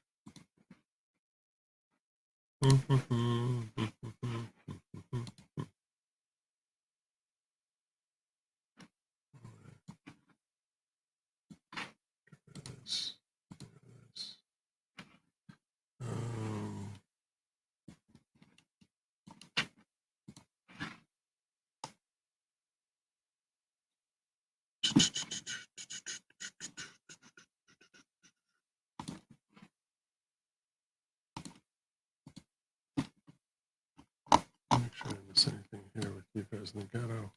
I don't think I did that. No, I did that. What day did I serve? That's the question.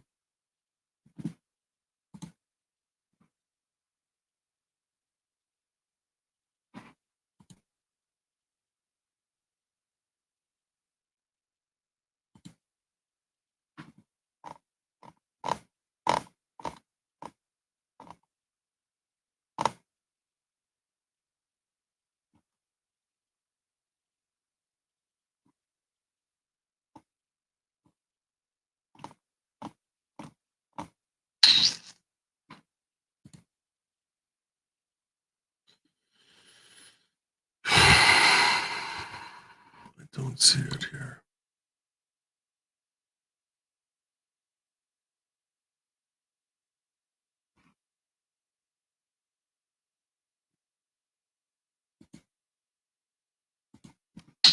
I'm not seeing it.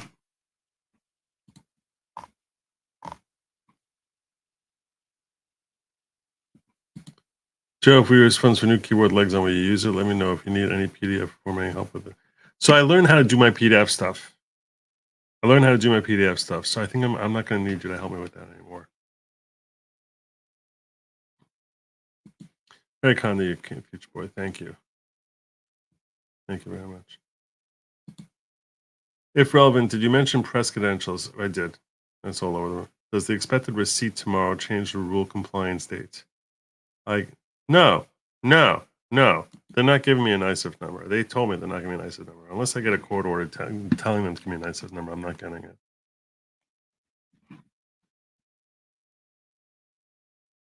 Which is not what I heard in the past.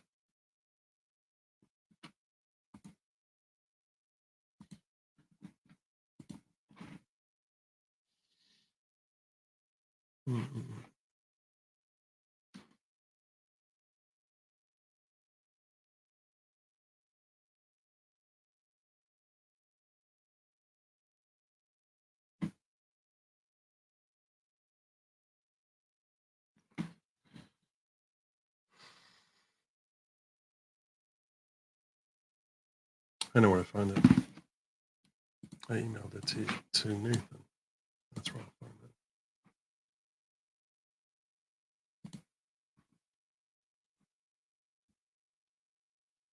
It's my affidavit of service on my other computer. But I did email it to Nathan.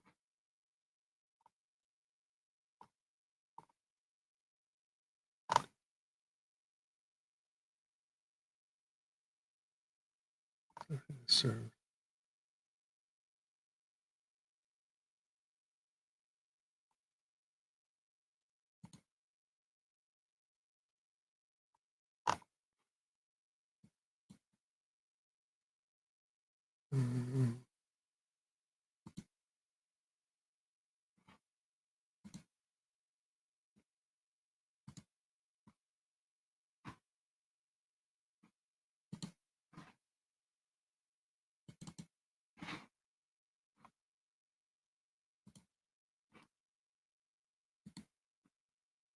It was April 11th. That's what I thought.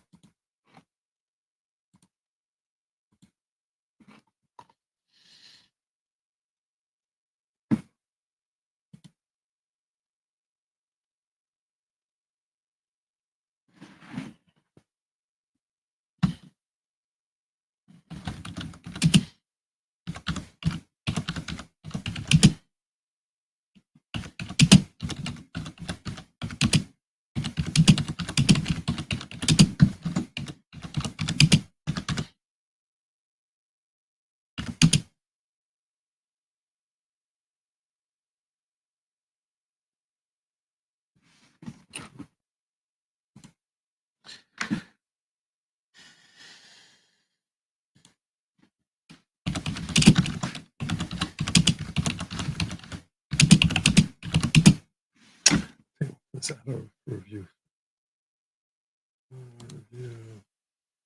Accept all changes. That's much clearer. Okay.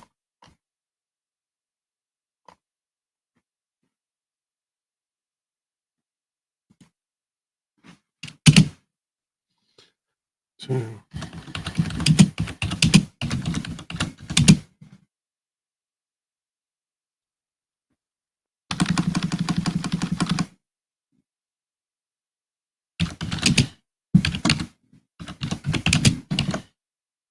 Dad.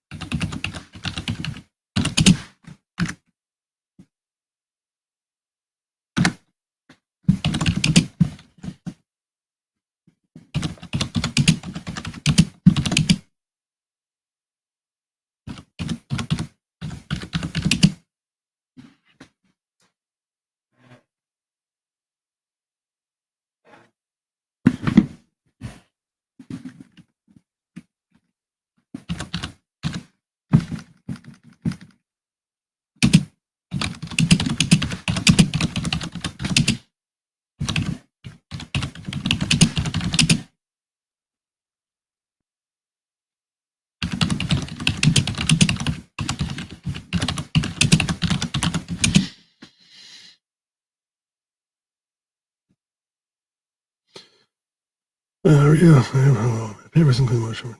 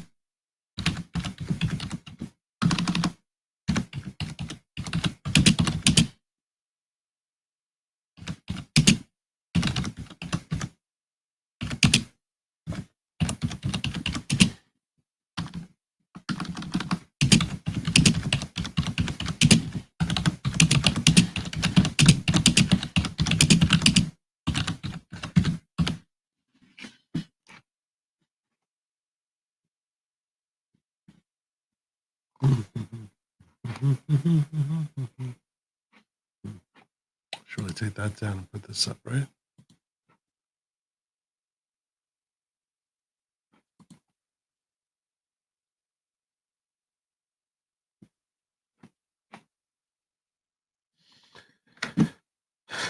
April 12th, I re-upload all my papers, including motion for injunctive relief, and affidavit to serve. As the clerk instructed me to wait for the review rather than come to court. During the course of the day, I called the clerk, urgent trying to get approval to appeal. Hard copies and papers.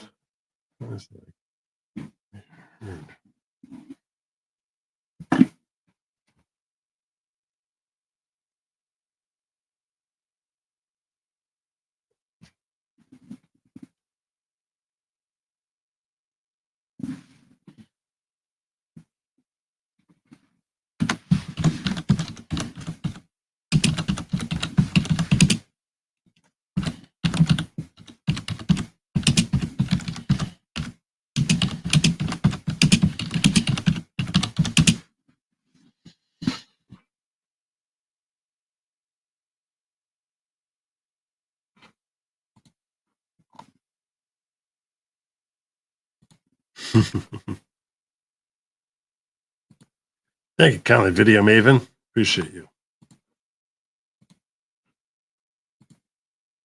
Jack.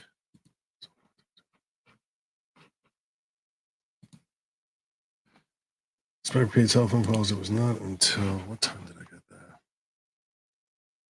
4:20. I'll check my email. See what time the email came in.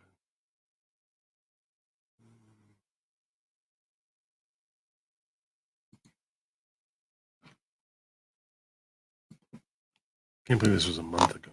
Right. It's crazy.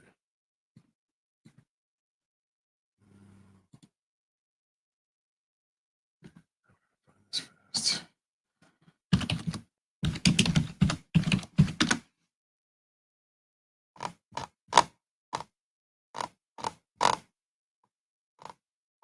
I know there's a way to sort this. Sort this.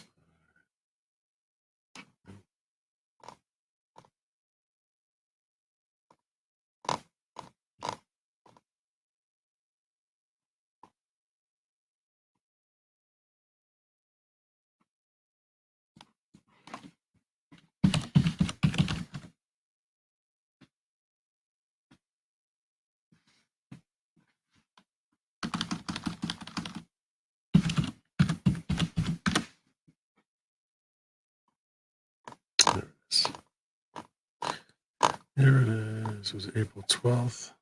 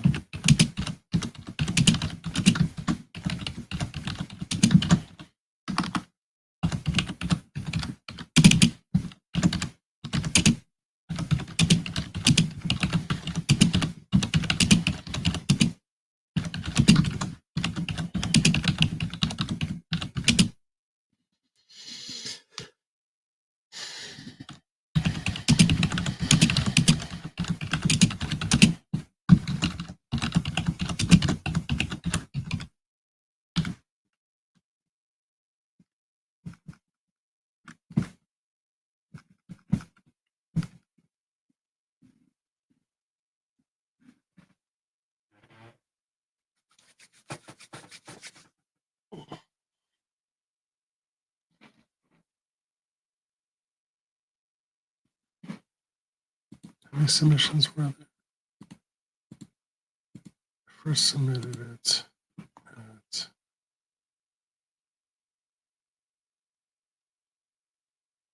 what time is this? 11:14, 11:10, 7:51.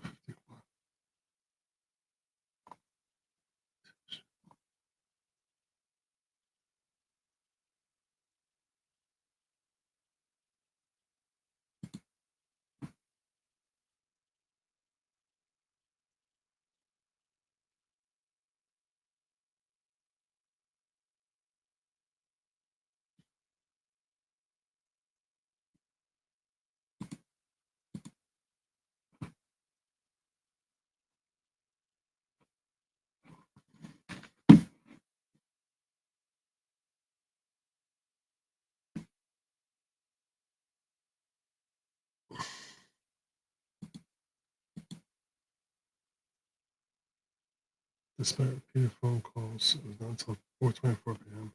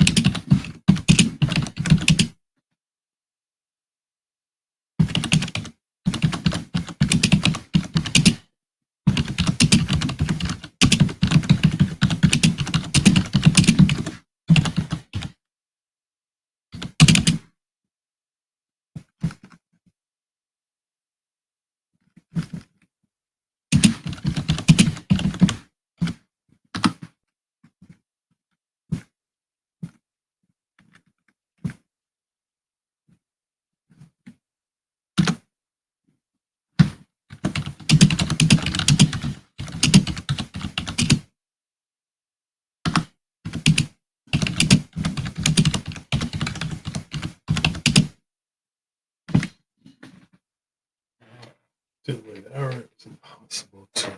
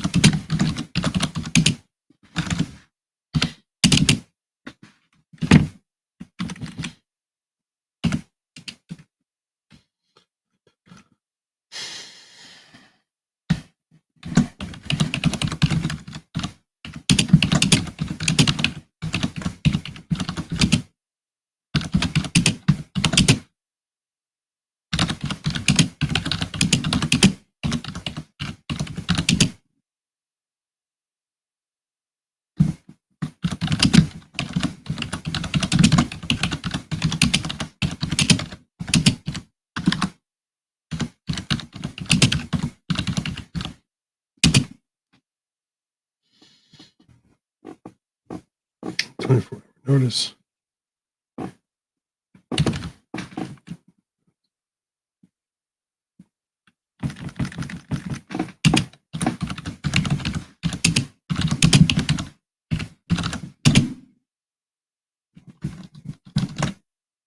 Dak! What happened? Why is it doing that? I don't like when it does that. No.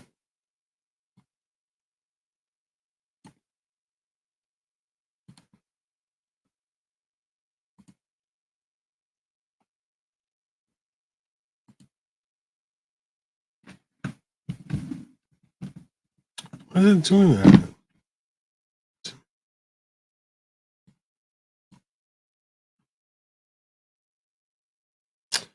Oh, I know why. Insert symbol. Symbols. Special. Search.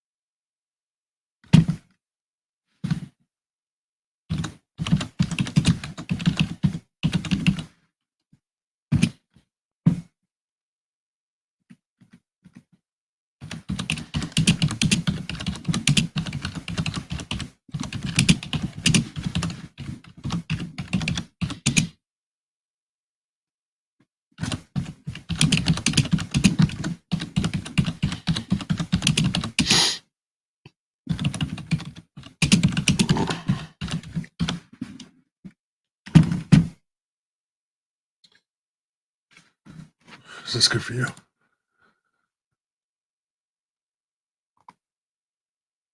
Oh, you're too kind.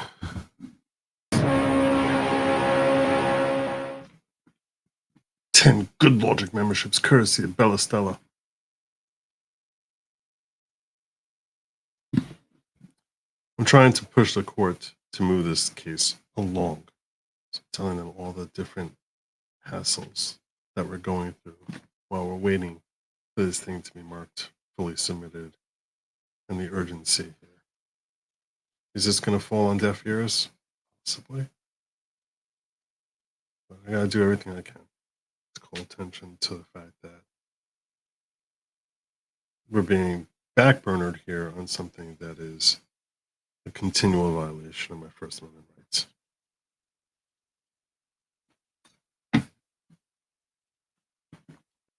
On April 16th, after I digitally submit my papers,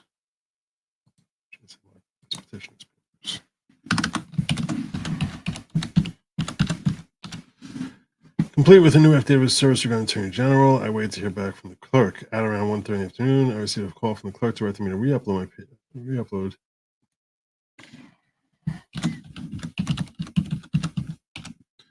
in a different format and to be in court to orally argue by 3 p.m. The clerk further had me re-upload my paper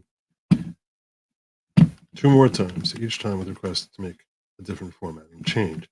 I tried commencing this application on April 10th. It was ready 6 days later. Each day, the constitutional orders are made in effect. My First Amendment rights are continually prejudiced. Accordingly, I want to drop everything and frankly waste the courthouse to finally.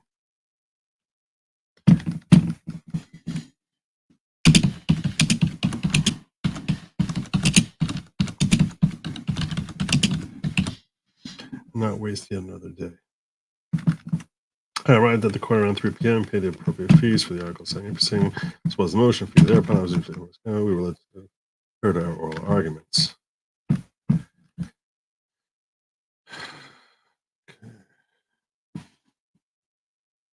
Accept all changes. Where's my review? Accept.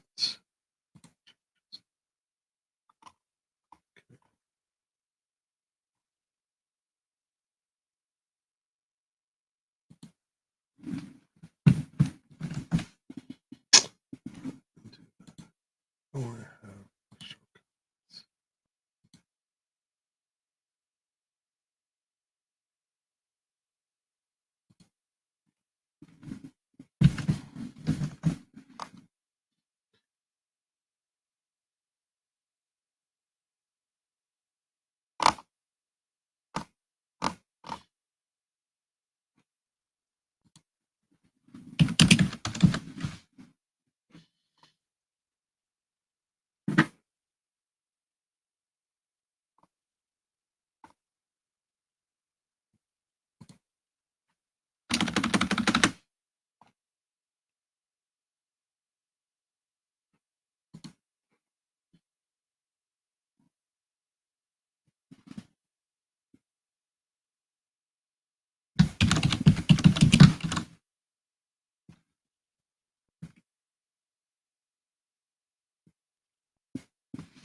What's her first name? Lynette?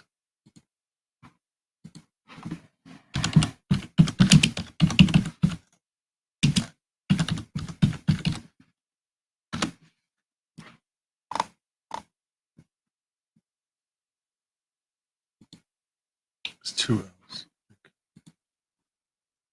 There's 2 L's.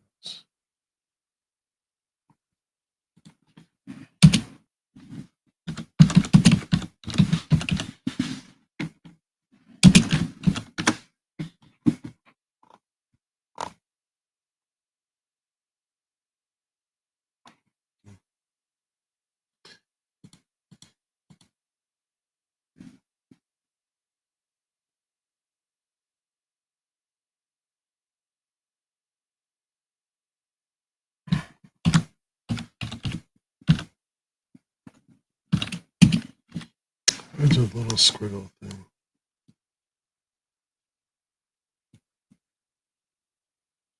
A little squiggle thing. There's a little squiggle thing over her name.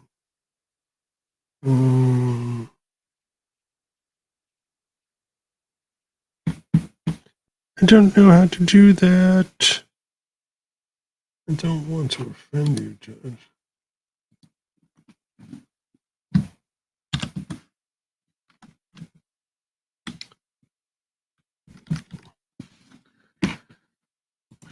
So let me see how I do this.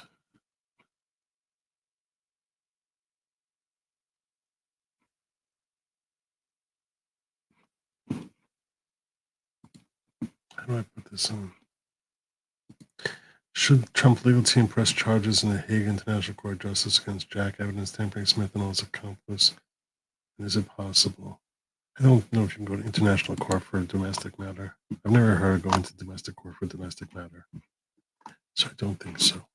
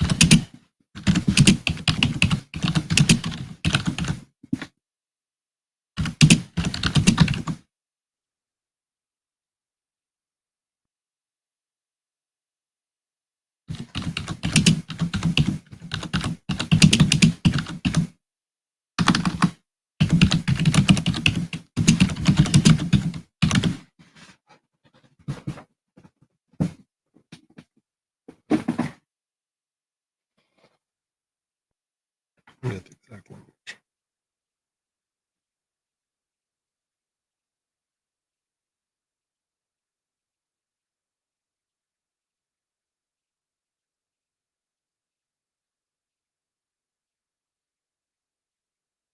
Oh, I meant to share this with you. I forgot to.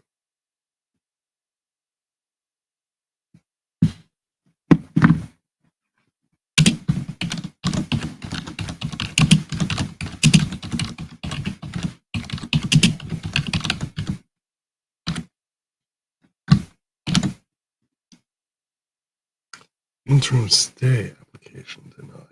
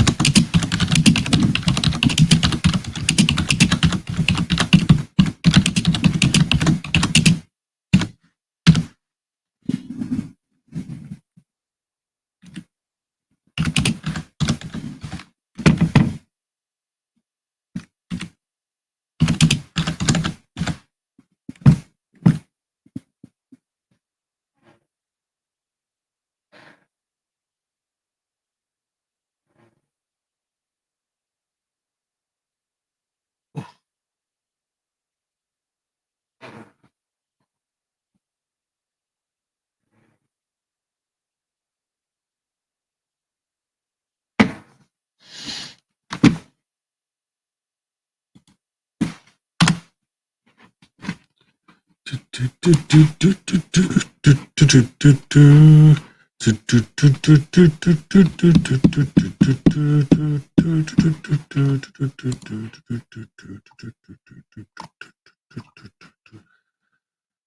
almost done.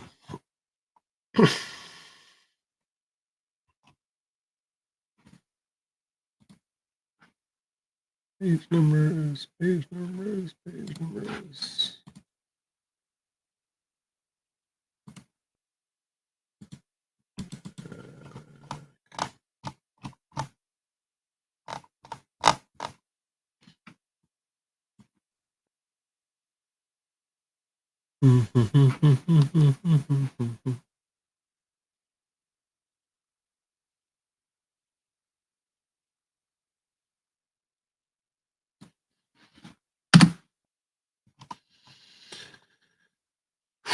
Why is this blue? That looks weird.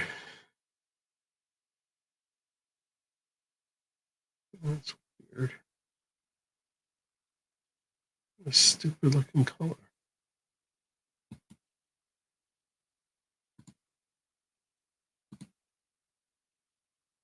That's not doing anything.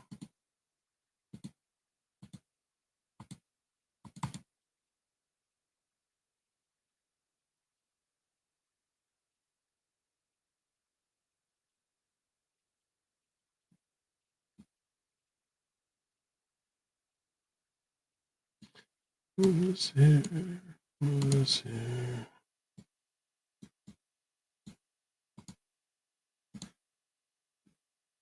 That's better. That's not really interesting. No, there's a clone junction.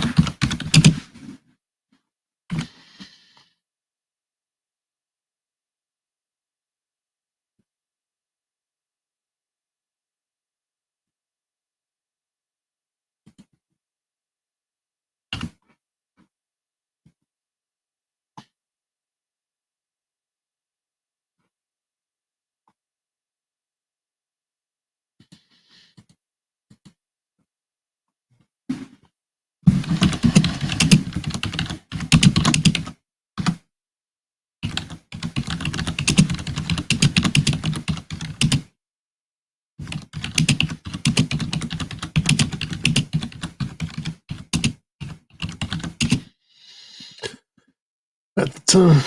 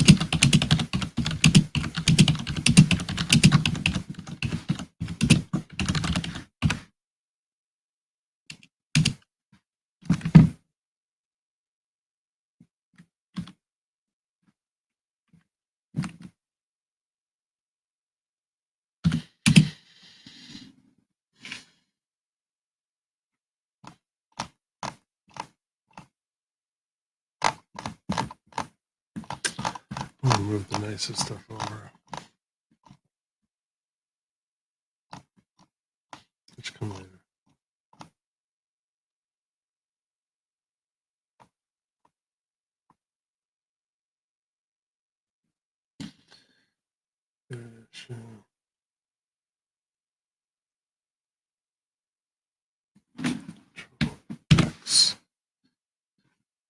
Backspace.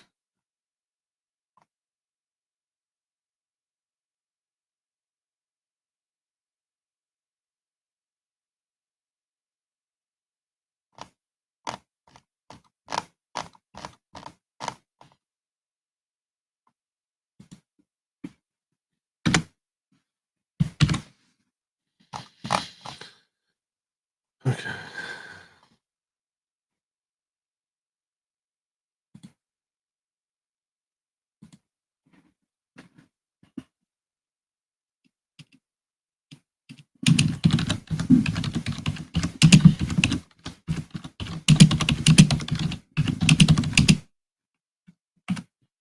Well, that's bad. See, I took the whole NICEF thing, put it in here now after the clerk's telling me we're going to be a NICEF.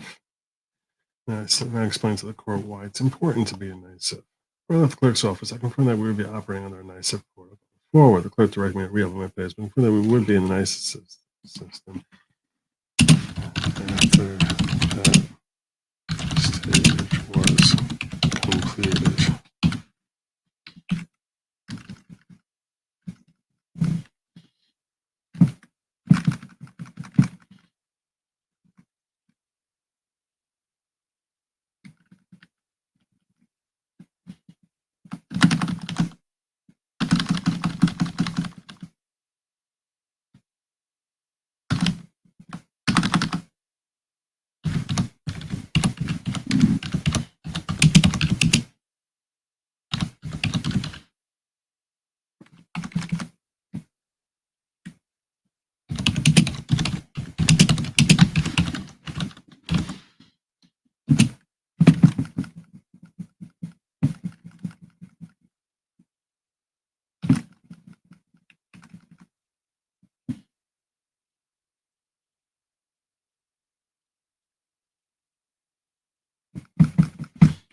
Take it improperly, it's aggressive.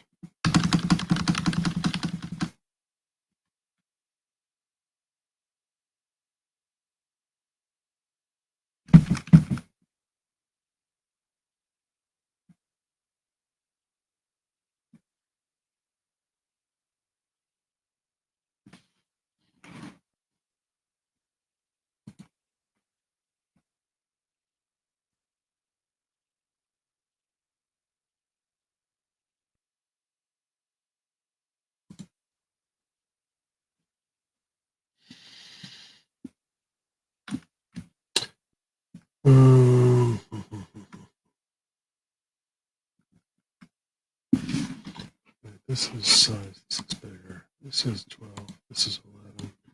Wait, it's all 12. This should all be 12. Okay, some size.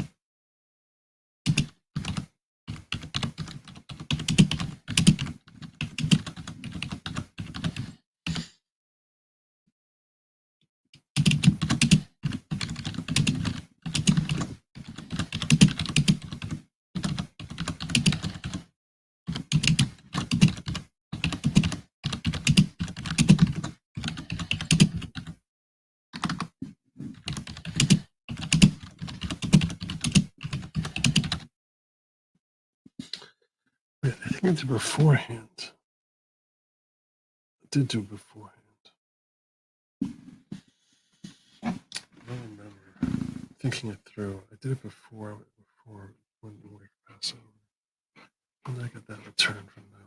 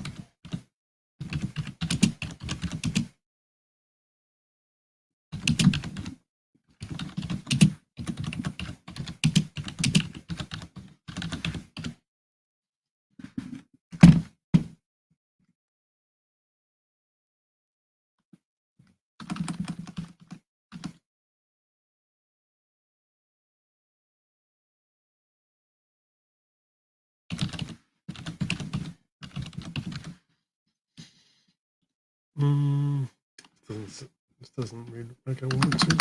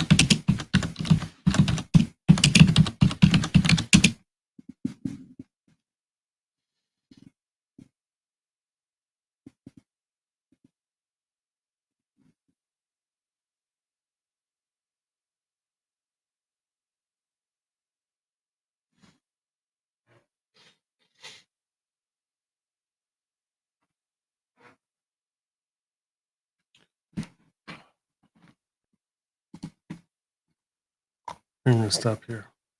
I think I'm pretty much done because he just wants me to catch him up to speed. I don't think he needs any more from me. He might. Anything else? This is all I know. Let's review.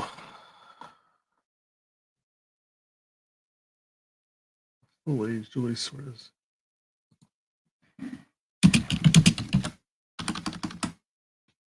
Jews don't swear, we affirm. That's his language.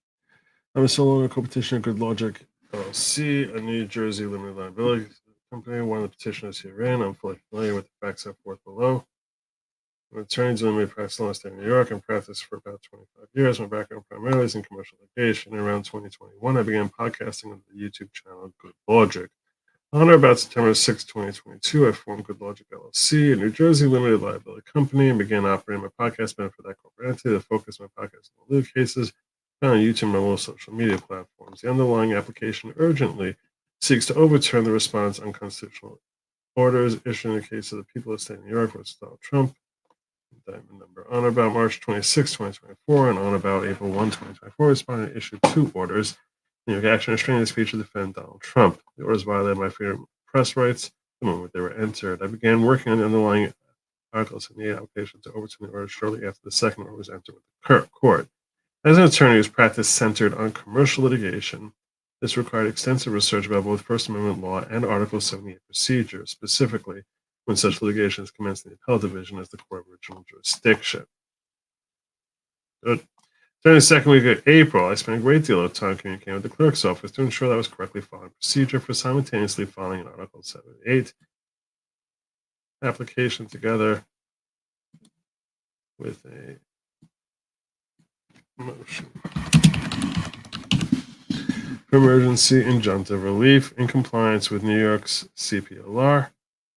Let's say New York State's.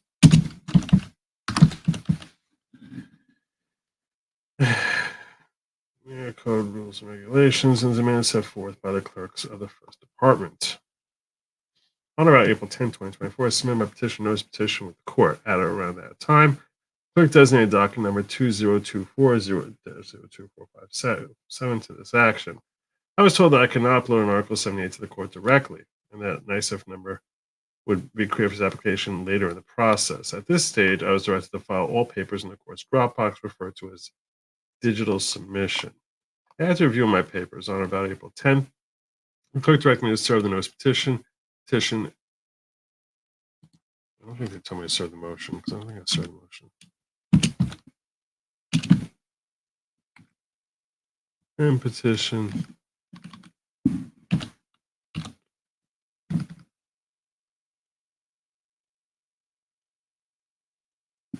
Let's see.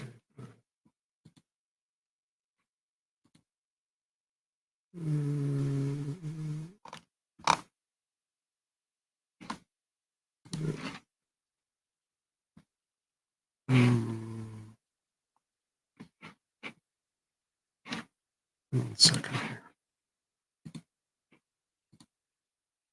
That's not right. Yeah.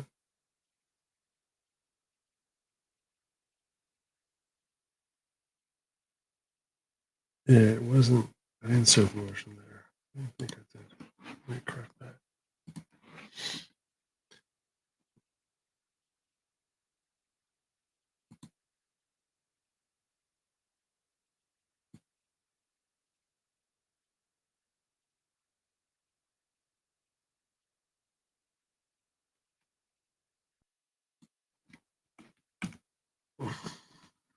Currently honored by April 11, 2024, so all prizes directed by the clerk.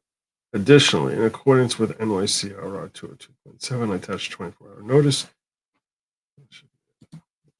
Wolfen. Attached 24-hour notice to both respondents to the intent to move for emergency injunctive relief on April 12th, 2024.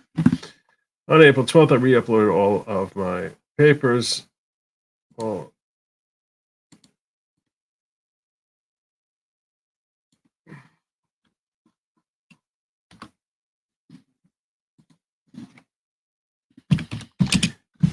digital submission.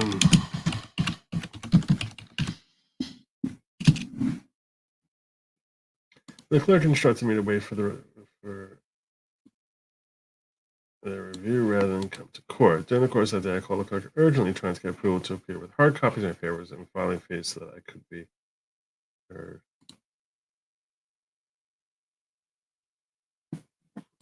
Every time we heard. What petitions could be. Despite repeated telephone calls, it was not until 4:24 p.m. on Friday, April 12th, when the clerk informed me via email, the late Friday email, my papers were unacceptable because petitioners failed to effect service upon the Attorney General. I had made numerous telephone calls to the clerk office that let's say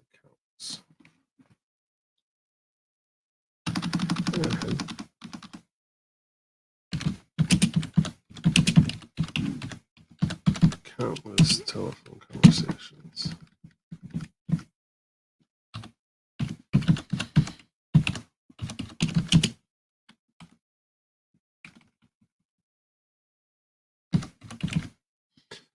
Clerk's office that week as they reviewed my paper, the petitioner's papers.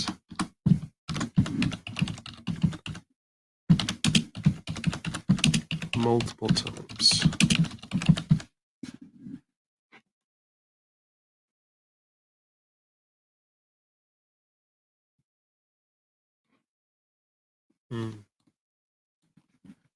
Repeatedly. I had submitted my papers multiple times to clerk, and each time comported with any change demanded. Any change.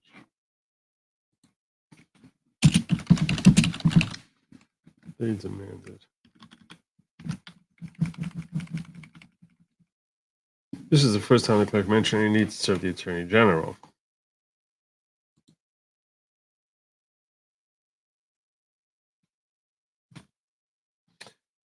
I was in New Jersey when I received the late Friday email due to late hours. Impossible effect service on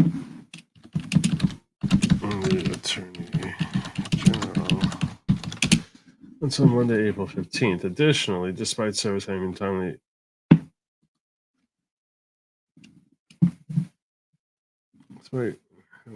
served.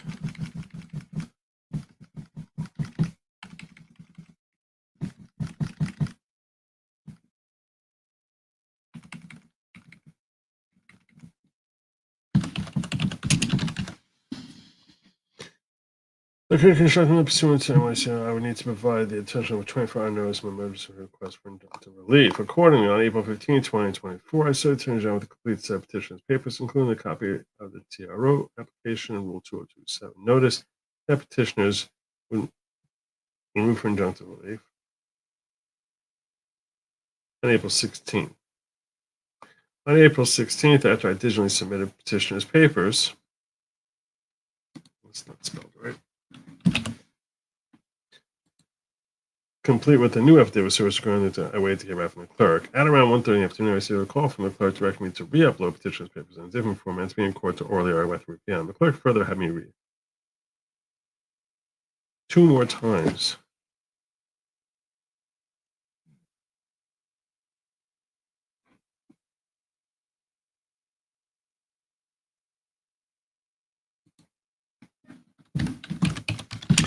Racing to court. The clerk.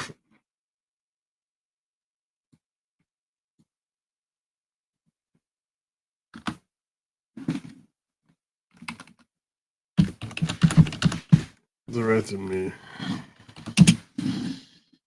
to read only 2 more times. Each time request to make a different formatting change. I try.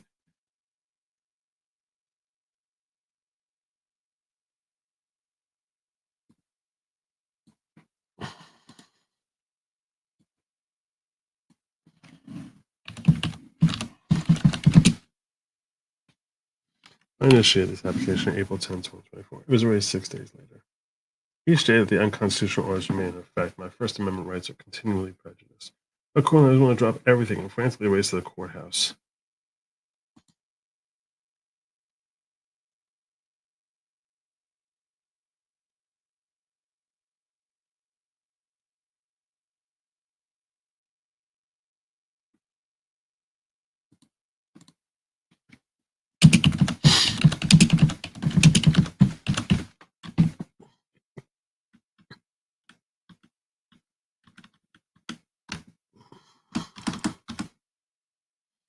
Finally, race to the courthouse. I want to drop everything and finally race to the courthouse and not wasting another day before being heard. I arrived at the court around 3 p.m. and paid the appropriate fees for the, as well as the motion fee. Thereupon, I was introduced to Average Counsel. We were led by the clerk to Honorary Lozado for oral arguments. Judge Rosado patiently listened to oral arguments and petitioners, the assistant attorney, counsel from the Office of Court Administration, on behalf of respondent. We were sent to the wait in the lobby while the court rendered its verdict. Approximately 15 minutes later, the court rendered a decision that read interim stay application denied. While the stay had been denied, petitioner's application for preliminary injunction remained adjudicated. At that juncture, Average Counsel and the clerk began discussing with me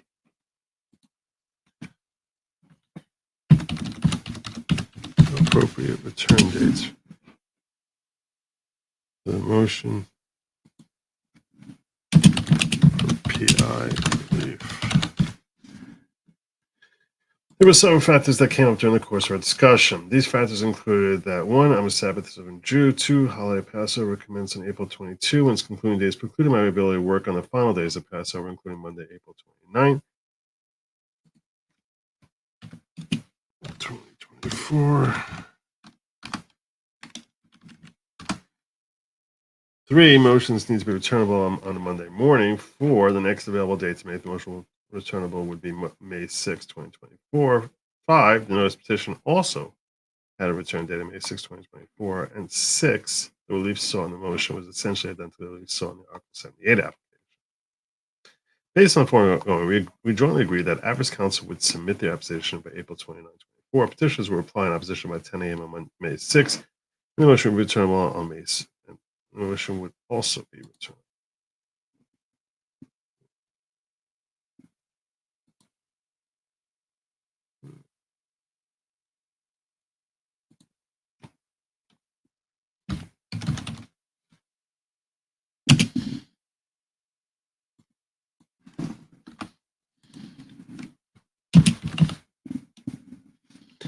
At the time I leave that, I filed my papers in order to the motion before the full court on May 6, 2024. Before I left the clerk's office, I confirmed that we would be operating under a NICEF portal going forward. The clerk directed me to re-upload my dash here. Let me put a dash in before. Re-up? Is that a word? Re-up? Is that a word? Is that actually a word? Did it spell like that? Re-upload? There it is. It says or. You could do either with it.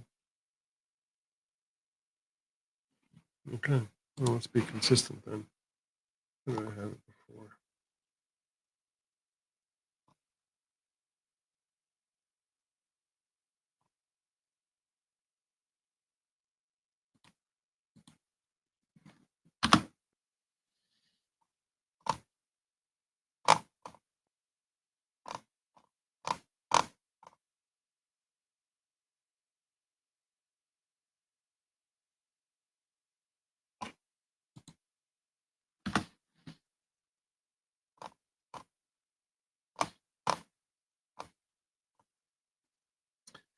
I filed a paper with oral motion.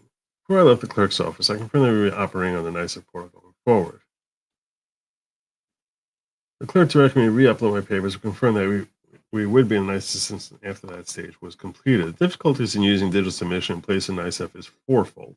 First and foremost, digital submission is slower. Nothing reflects on the file until the clerk has an opportunity to process the file papers. Secondly, instead of adverse counsel being immediately noticed by NICEF, any documents filed to the case must be served on all counsel directly, and the uploader is required to attach an affidavit of service to their filing.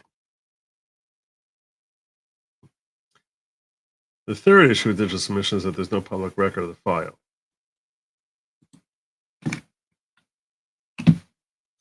Effectively, this case is under seal even though there is no legal basis.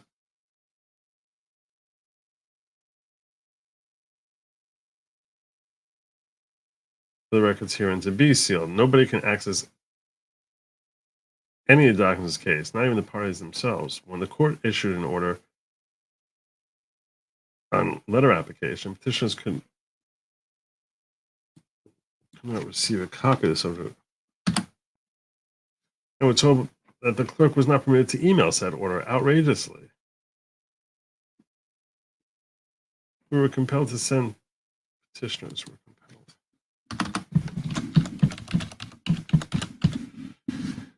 To the court to retrieve a copy of the order. Moreover, this application is a matter of concern to the general public, yet nobody in the general public can see any portion of the applicant's progress without any known legal justification. Petitioner's applications are being cloaked in darkness via an arbitrary court process. Finally, unlike NICEF, digital submission filings provide an opportunity for the clerk of court to insert itself into the propriety of filings. This matter is between the petitioners and respondent under the direction of the court and governing law.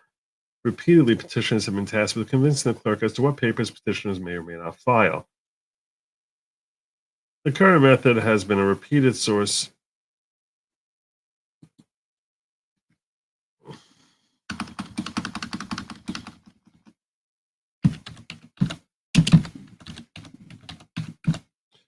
routine source of frustration.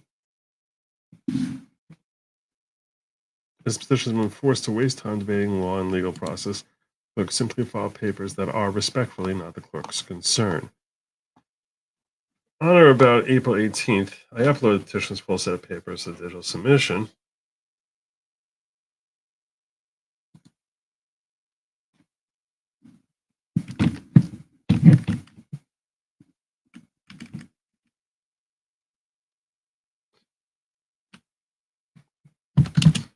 As per the clerk's direction.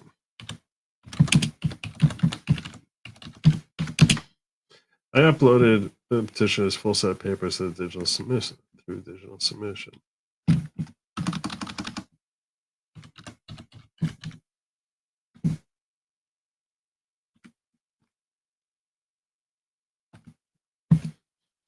I was surprised to see that there was no NICEF portal available. After I uploaded the full set of papers, the clerk returned the same and said document number 1 returned.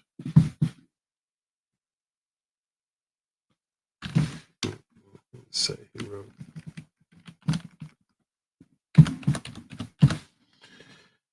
This is duplicate file document 4. Please refer to accept the document 4. Whereupon I called the clerk. At that time, the clerk denied that he ever told me that the case would have a noisy portal. He further said they had no interest in creating a portal and that there were very few filings left anyway, so it's not going to happen. Despite my urgent request, the clerk rejected any duty to create a nice portal. On about May 3rd, I retained separate counsel.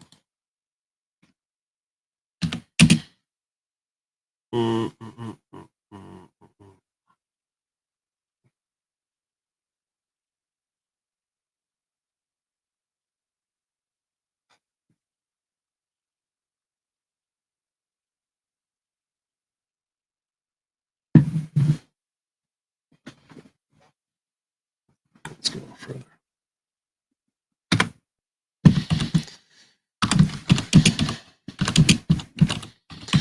Mm, 10 a.m. May 6th.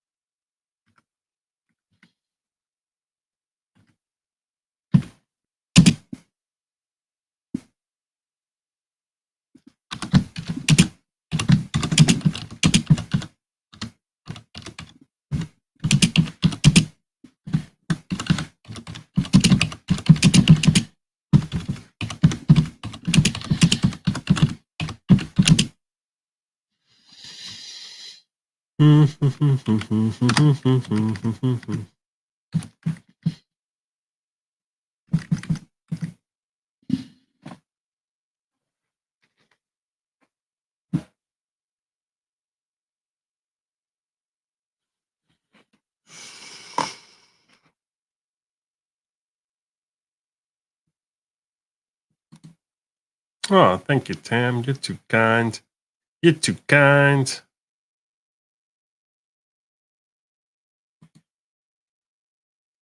Almost done here.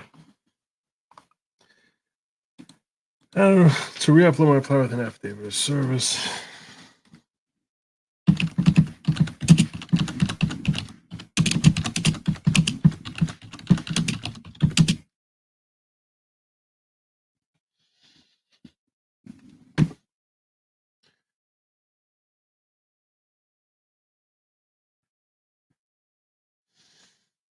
At that time, I was meant to re-upload my reply with an affidavit of service attached. So I was further told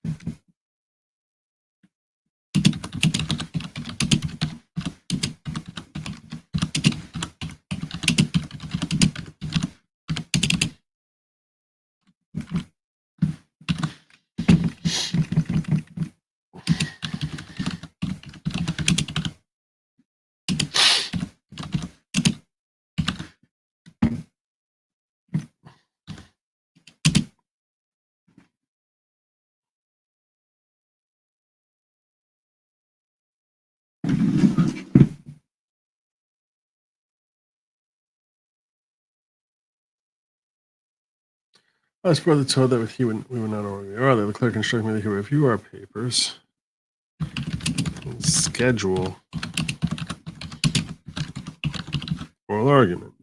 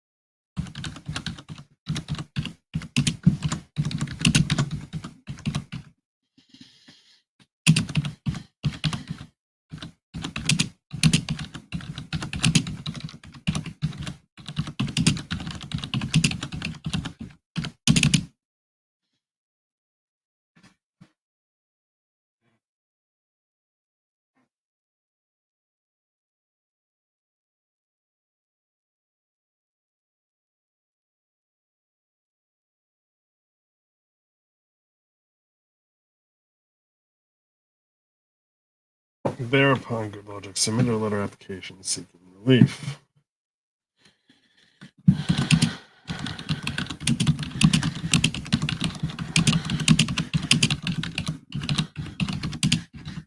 Measure capacity.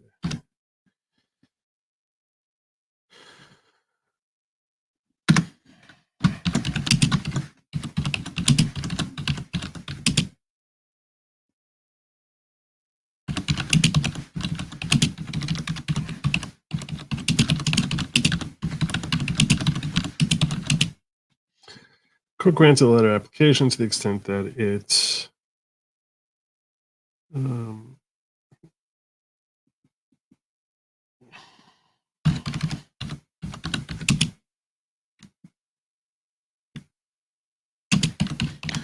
only to the extent that it'll,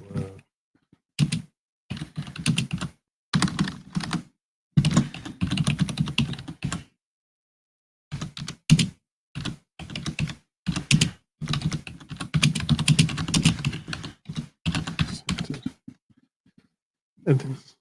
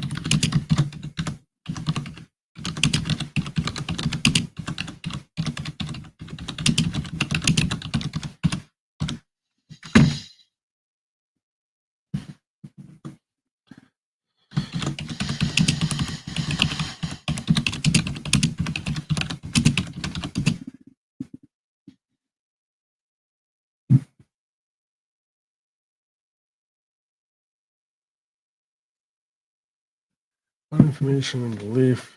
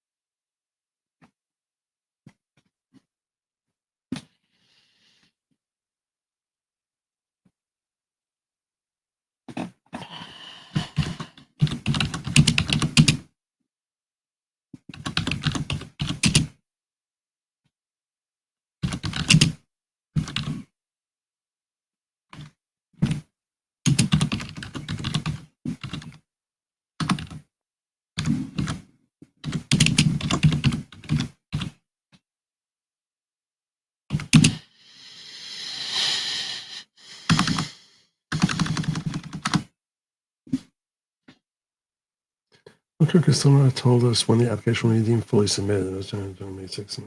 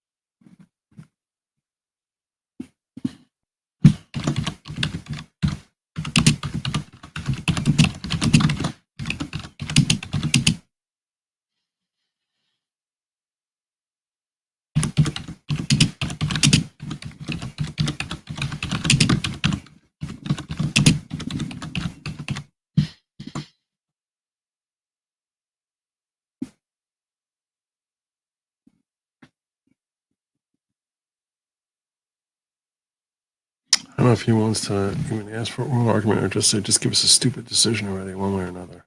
Just decide today.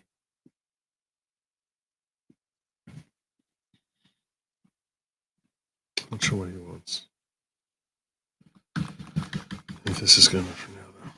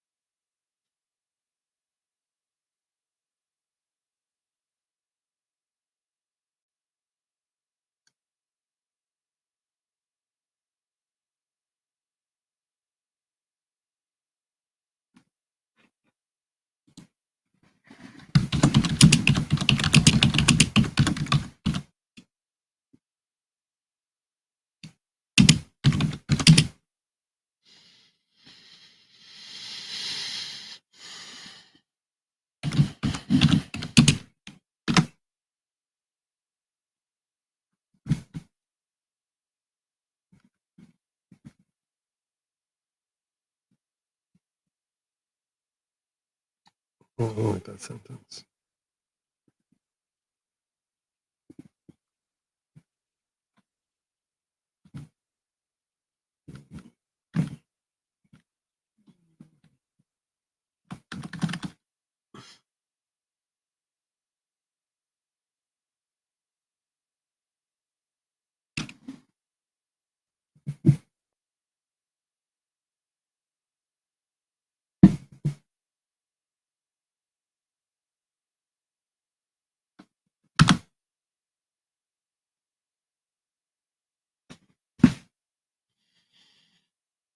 Fairness dictates the application of language of the Finnish Department for too long. Justice delayed is justice denied. Forthwith.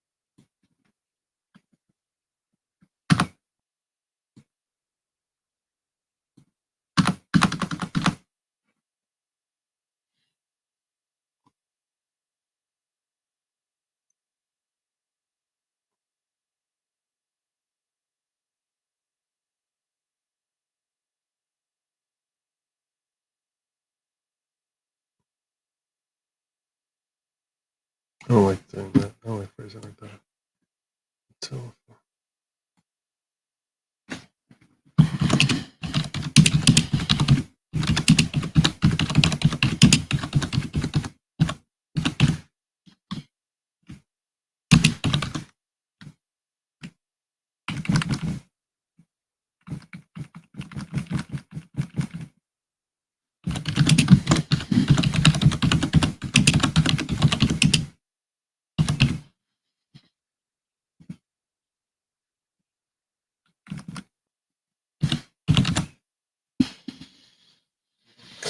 Until final petitions.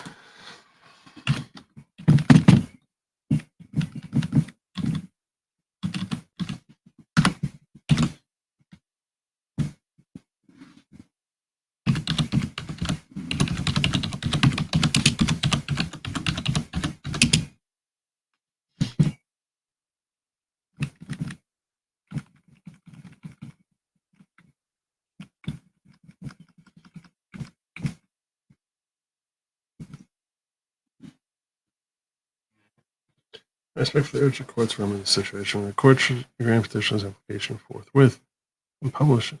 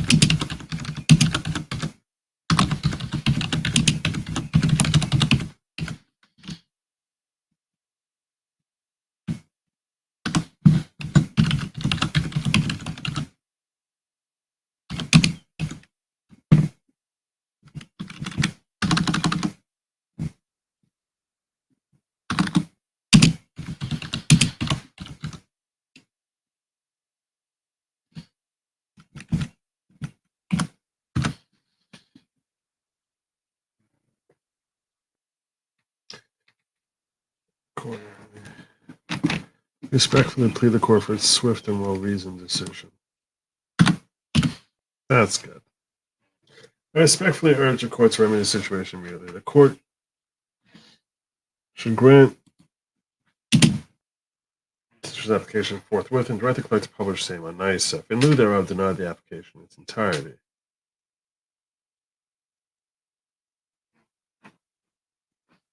Until a final decision is rendered, the petitioner's constitutional liberties remain in indefinite stranglehold. Accordingly, respectfully plead the court for its swift and well-reasoned decision.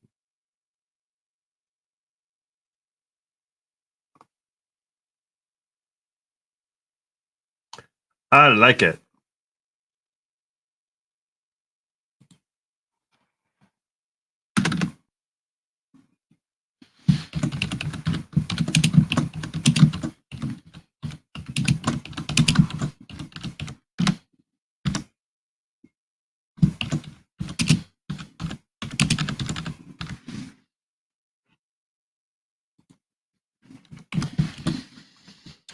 Like it.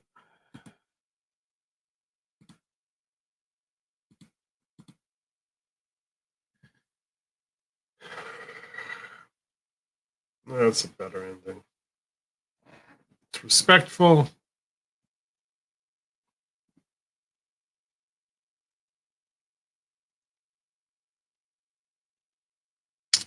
Yeah, I think it's wholly respectful while still portraying urgency. That's the key. All right, my friends. 4 o'clock. Oh my god. Oh my god. Oh my god. That's terrible. At least we got this done. Hopefully Ron likes this.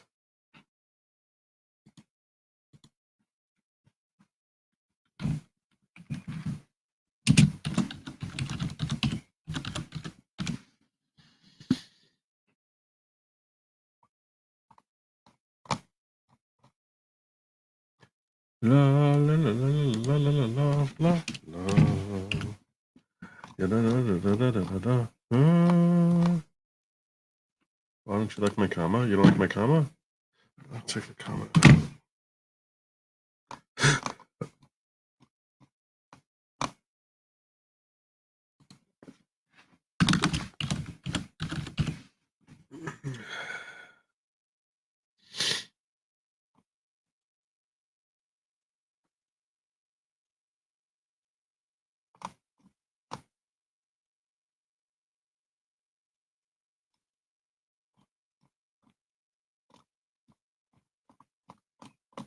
I like it. I wrote sick and then I wrote New York. Yeah. Sick. Sick. Let's get a little bit more consistent.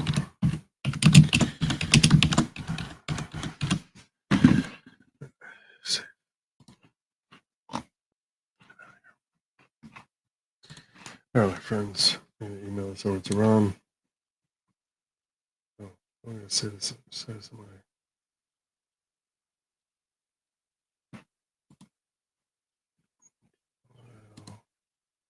Save a copy to not there. Save it to Trump. Close out. Email it out.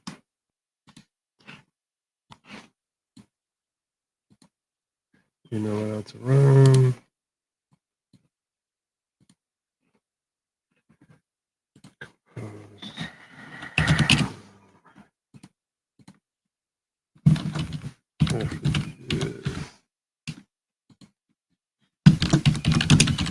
Hope this works for you.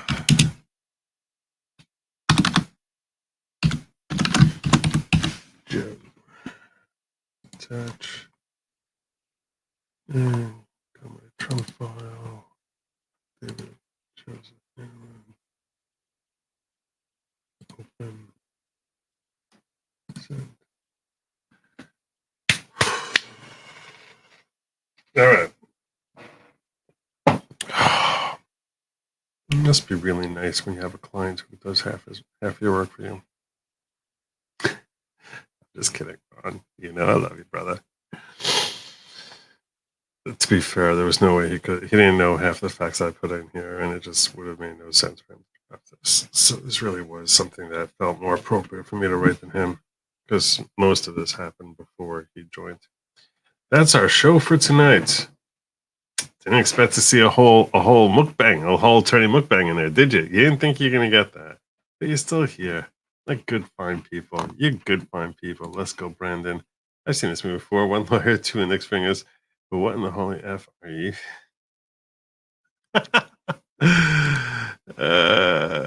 Really? Really? Really? Really? Gosh.